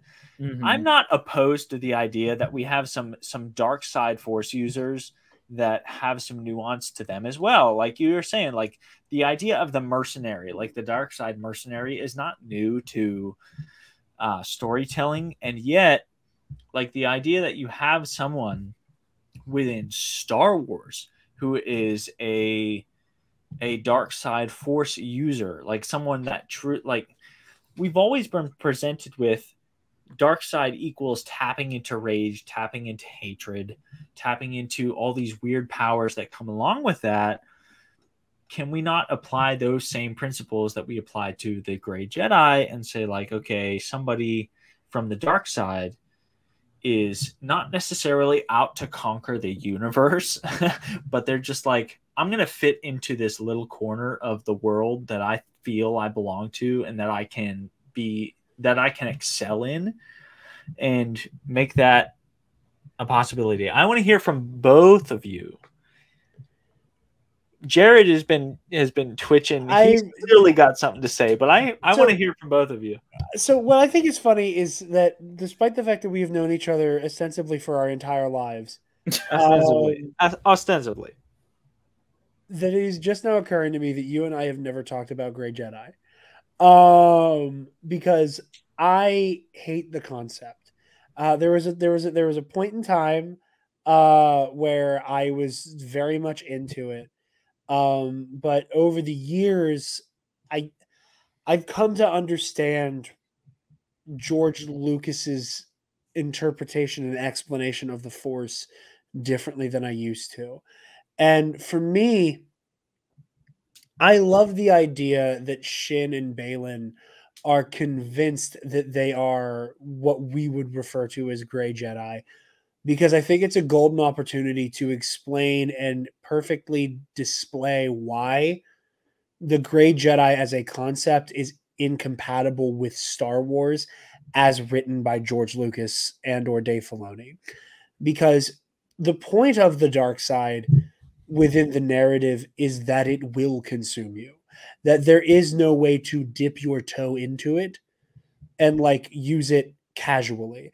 It's something that, like, as the years have gone on, that like a character like Kyle Katarn, for example, who I love Kyle, I love his journey, I think he's cool as fuck, I love Jedi Outcast, but the whole mentality of there is no such thing as a light side or a dark side power, it's how you use it, like that's not the point of the Force.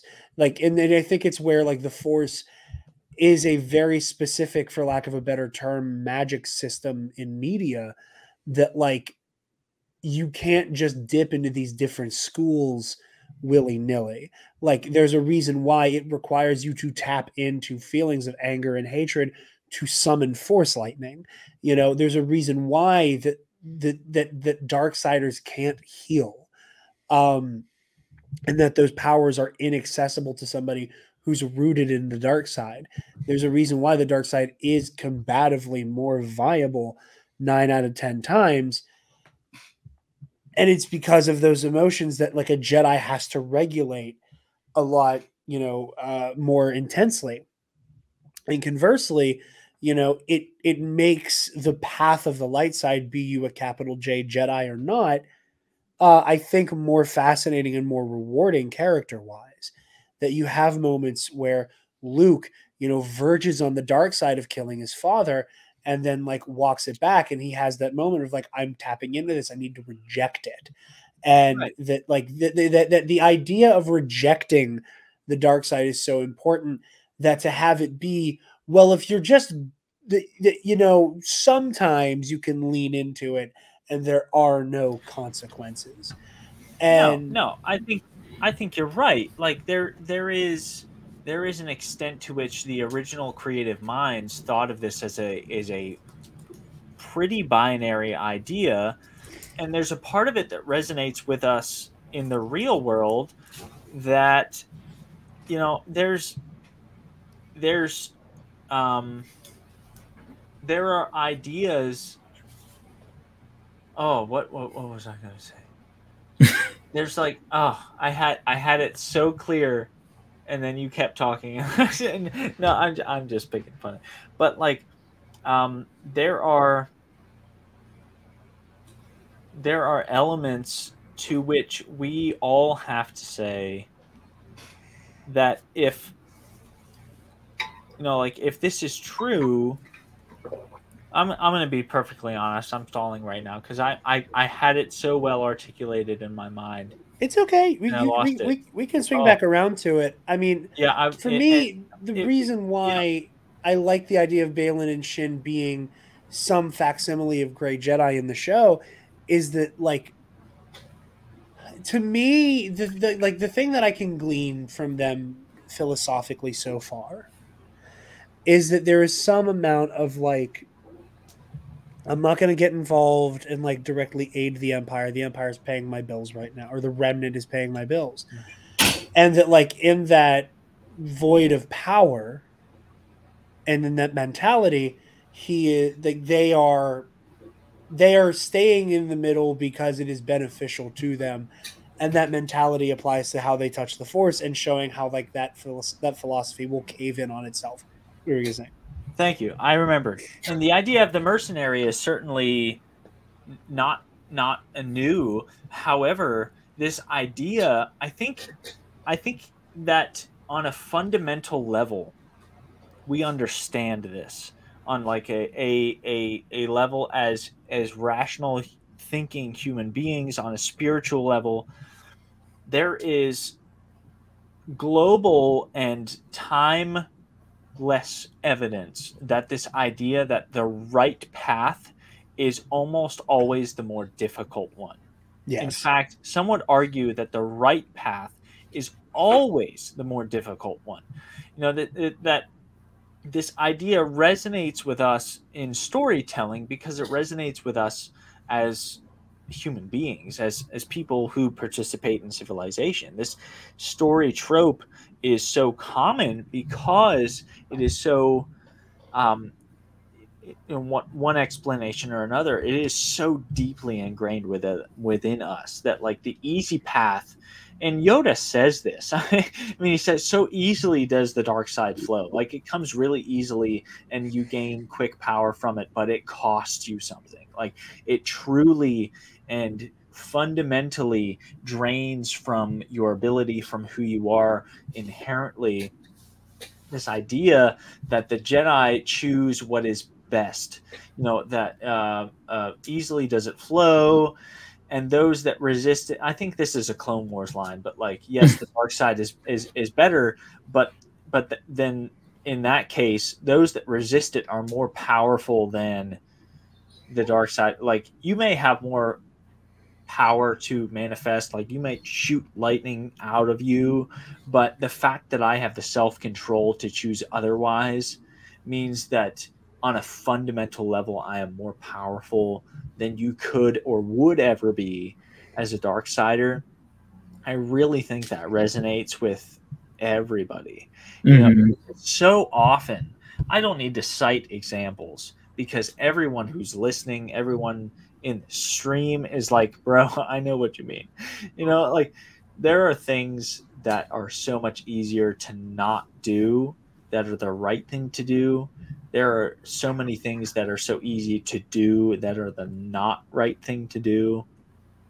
And so to that extent, I'm kind of convinced by you, Jared. There is the right thing, and there's the thing that so easily slips into what is wrong, that there is really not a possibility for in between. Like you either commit to the dark side or you commit to the light side.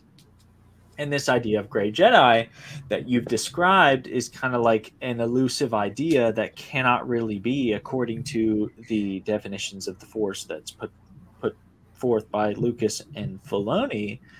But we still see examples of both light side and dark side characters flirting with the other. And of course. We have to find a way to rationalize what we have been revealed of the Force through Filoni, through Lucas, you know, etc., and also what we have seen in characters. And I wanted to wait until Scotty came back because you have characters like Asajj Ventress who are raised in and who are brought up in the dark side of the Force, and yet we see moments of those characters that shine through. You're like, I don't know though. Like they're kind of a good character. Like they have some sense of moral compass greater than just the dark side is the way to go.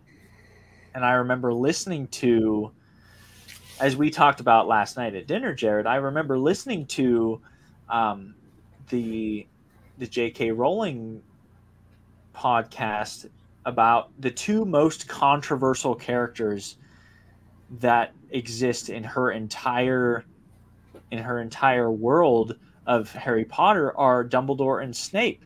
And the criticisms were Dumbledore can't have flaws. He's supposed to be this white knight. Snape cannot have good sides of him. He's supposed to be this villainous, bullying character. Like, there can't be nuance. Like, these are supposed to be representations of, like, the ultimate good and the ultimate evil. There can't be nuance there. She's like, you fundamentally misunderstood what I meant to do with these characters. I've meant to, like, remind you there is nuance to everybody. You can take the most polarizing character and identify positive qualities, even at a basic level, like their skills at communication, and you can identify really bad qualities or any number of things. Like there has to be an acknowledgement at some level of the very good and the very bad, even in the most controversial of figures. I think, you know, like as I look at a lot of different things, and I crave some feedback from the both of you. I want to start with Scotty because I know that they've been out of the fight for a minute here. Scotty loves the size. We've been waxing poetic here. No, let's hear that.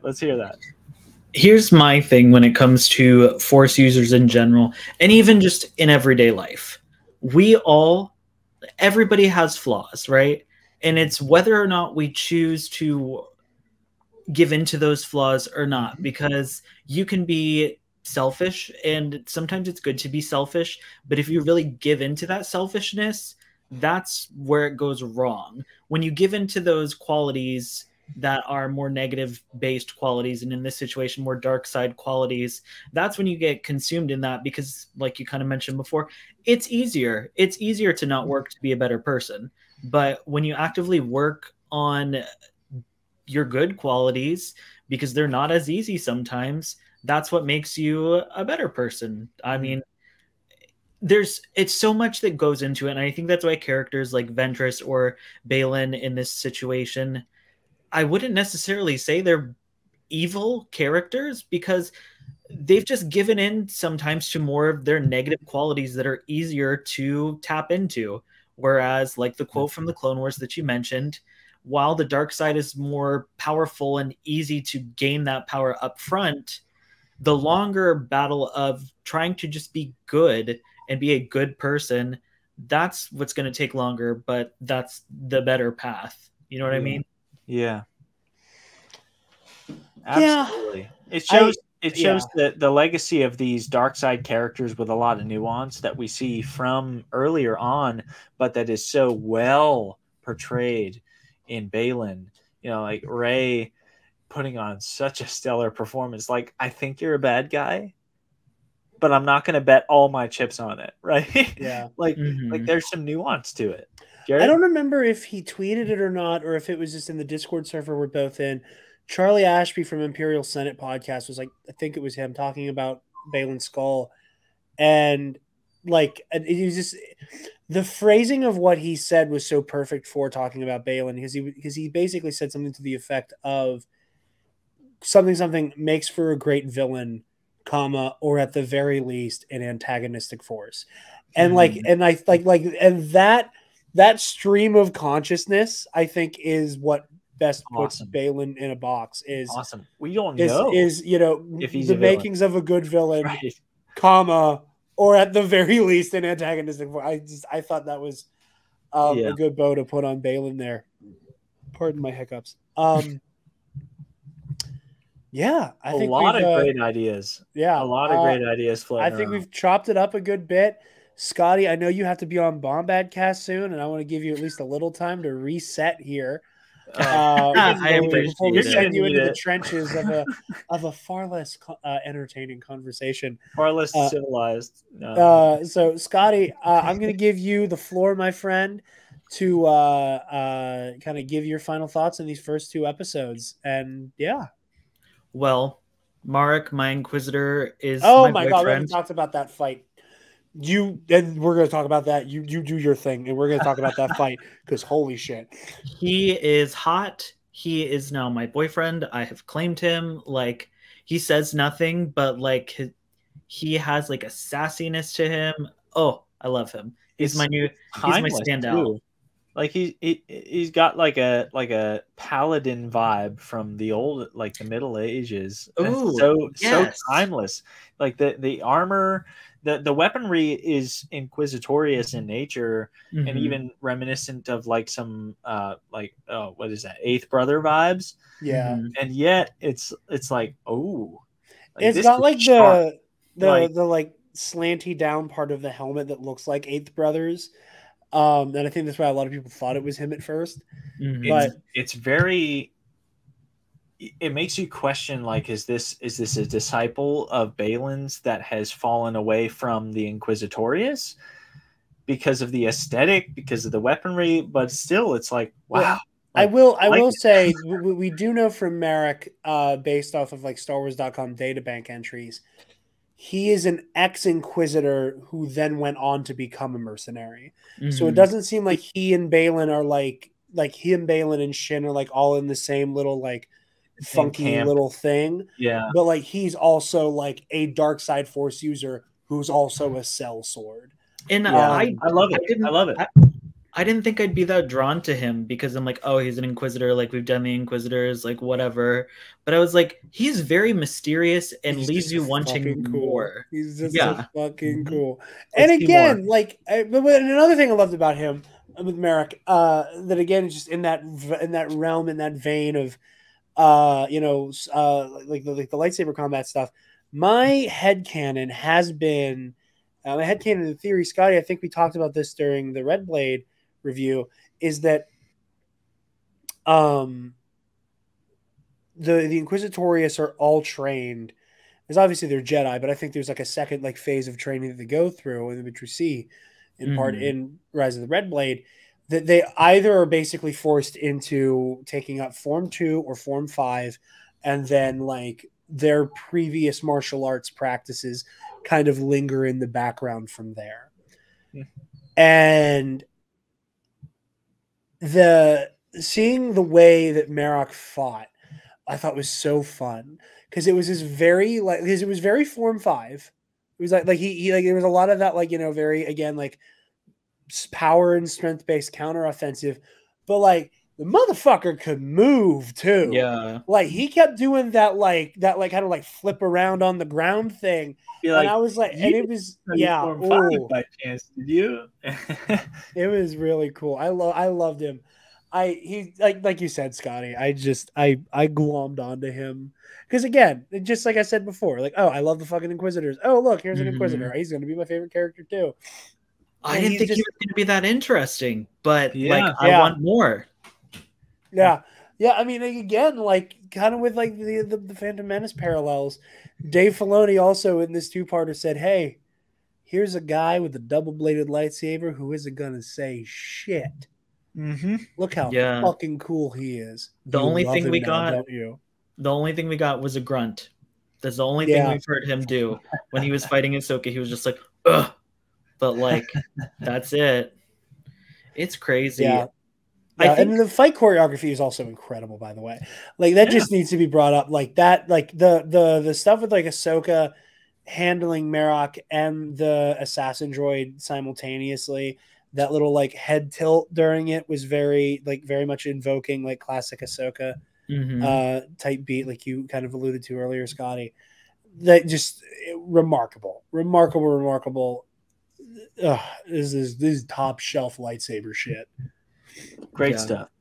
I think that duel, honestly, we saw her fight the HK assassin droids at the beginning. We saw Sabine and Shin, but this was my favorite so far because it just felt like really a step like above everything else. And obviously, like Ahsoka is way more powerful, like so it's going to be in. This Inquisitor has to have some sort of power to have lasted this long. You know what I mean? Great point. I think that there's one of the things I like about Ahsoka and Marok's fight is that like Ahsoka Tano, by the time she's going toe to toe with Marok, is like this is somebody who has held her own against General Grievous, has defeated Asajj Ventress, has held her own against and scored a hit on Darth Vader. Yeah. You know, like this is somebody who knows her way around a lightsaber duel. And she's going toe to toe with a career Jedi killer. And, you know, the smart money is on Ahsoka. And the thing that I love about Marok is that he is crafty and is that I think he knows who the fuck he's dealing with, that he needs to be like break dancing on the floor to get around her. Because, you know, and that I think it's part of one of the, like, it's part of why I love, in case I brought it up earlier, the little, when she dodges the lightsaber when it's spinning back to him, is that I think there's like this level of contempt from Ahsoka because she knows how much like bullshit and like she knows like you didn't win this fight because you like outfenced me. You were just insanely crafty and spent the whole fight doing bullshit to not get hit, which you know he did what he had to do, and I love it. I love that Ahsoka felt completely in control of that fight, but was still chasing Marok's ass. Good stuff. I love Star Wars. Oh my god. Really? Yeah. I had no idea. No, it was really, really good. And like I said, I also think he's very hot. I don't know why. There's not much to go off of, but I'm like, it's vibes.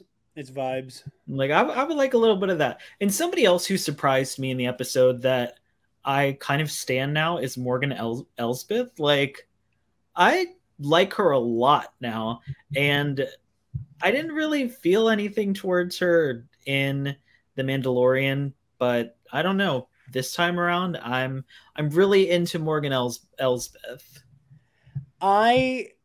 I feel that same way. I love a line of Star Wars dialogue that not in like a it was written poorly kind of way, but just in like a what kind of line of dialogue. For example, in Attack of the Clones, Mace Windu says to Yoda, "I think we need to tell the Senate that our ability to use the Force has been diminished."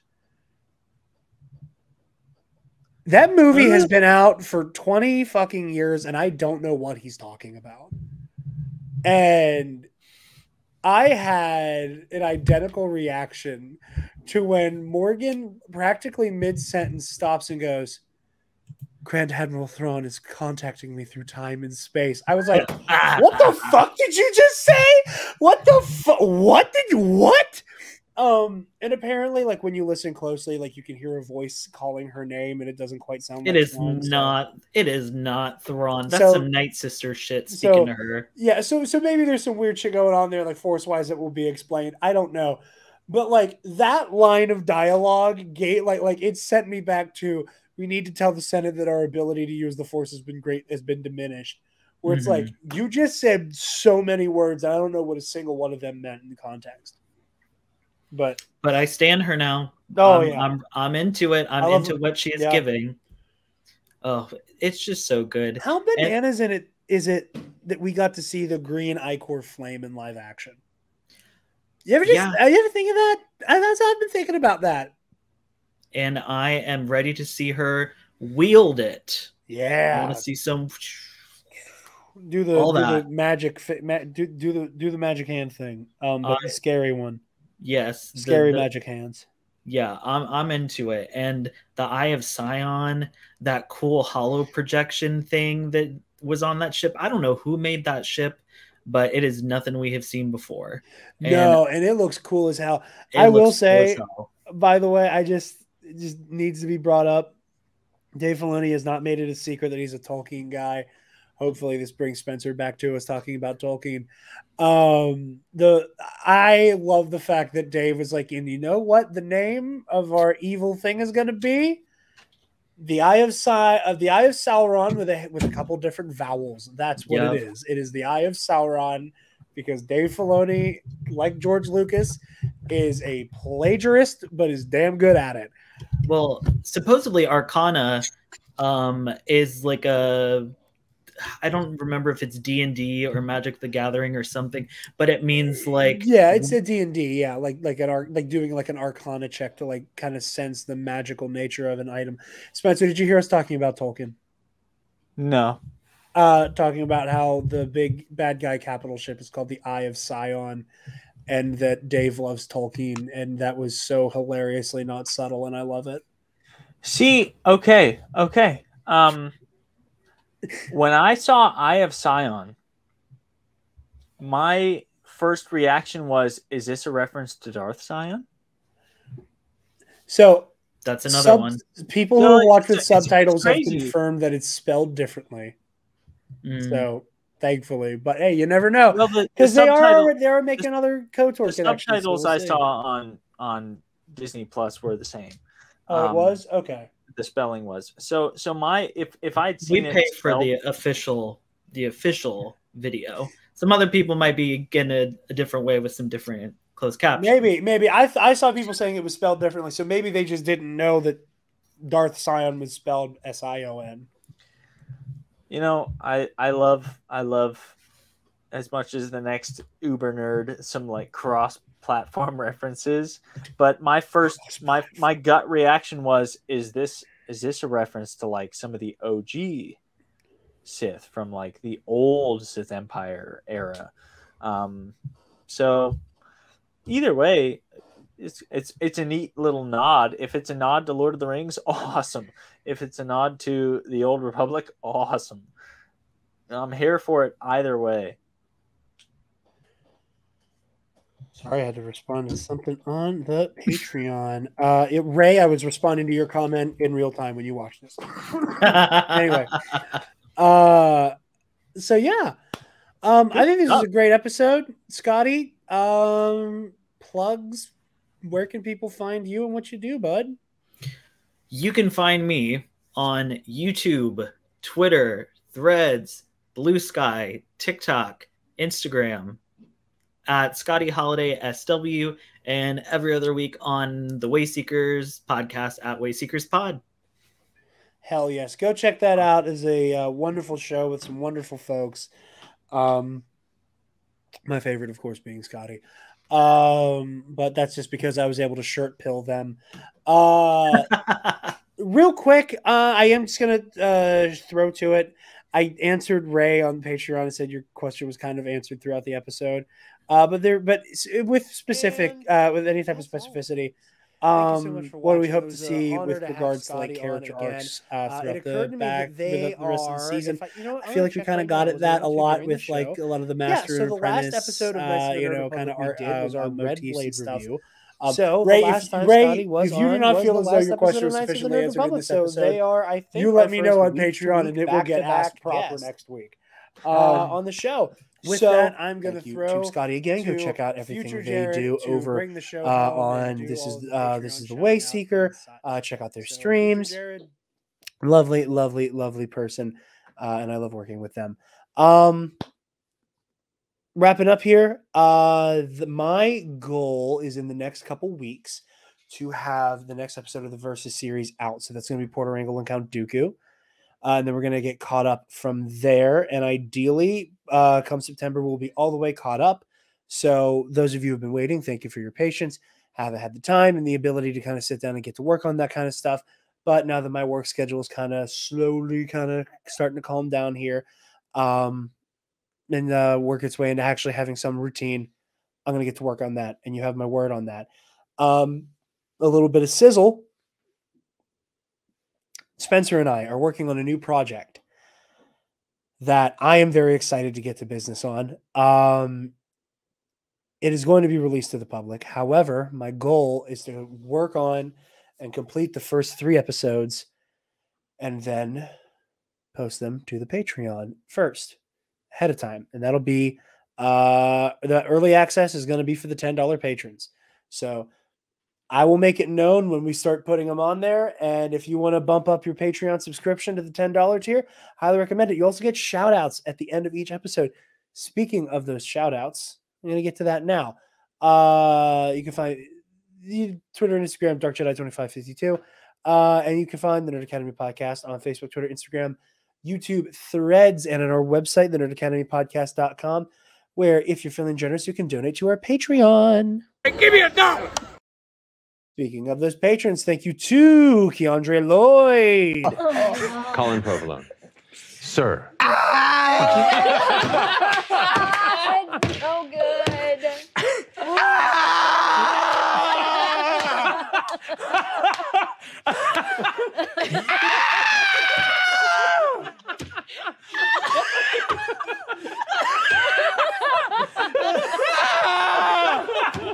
Steal yourself, Colin! Steal yourself! This is me stealing myself. To Elix Jones. All right, ladies and gentlemen.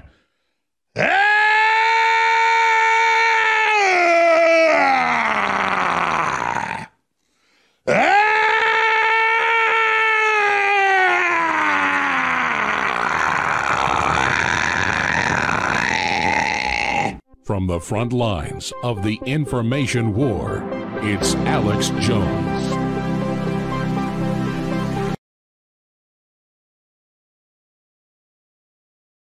And to Ray Clausen, who asked that you donate to Equality Texas and help keep queer kids safe in the Lone Star State. We will be back next week with our review of episode 3 of Ahsoka. And here's a little bit of sizzle. I'll tell you who our guests are going to be. Because that was the wrong one. Because I was smart and planned ahead. So next week, our guests are going to be Regan, aka Regaba. She was on for some of our Mandalorian coverage. She is a Star Wars Twitter hero. And Michael McCoy of All Remaining Systems, DM for Ionized Bastards, a Star Wars RPG, which season 2 coming soon. Isn't it lovely that Discount Fabian Martell got to be in this show, Merrick and all that? He's Discount Fabian as far as I'm concerned. Anyway, thank you also very much for watching and listening. We are honored that you have joined us. May the Force be with you. Always. Stop! Move away from the cookie jar.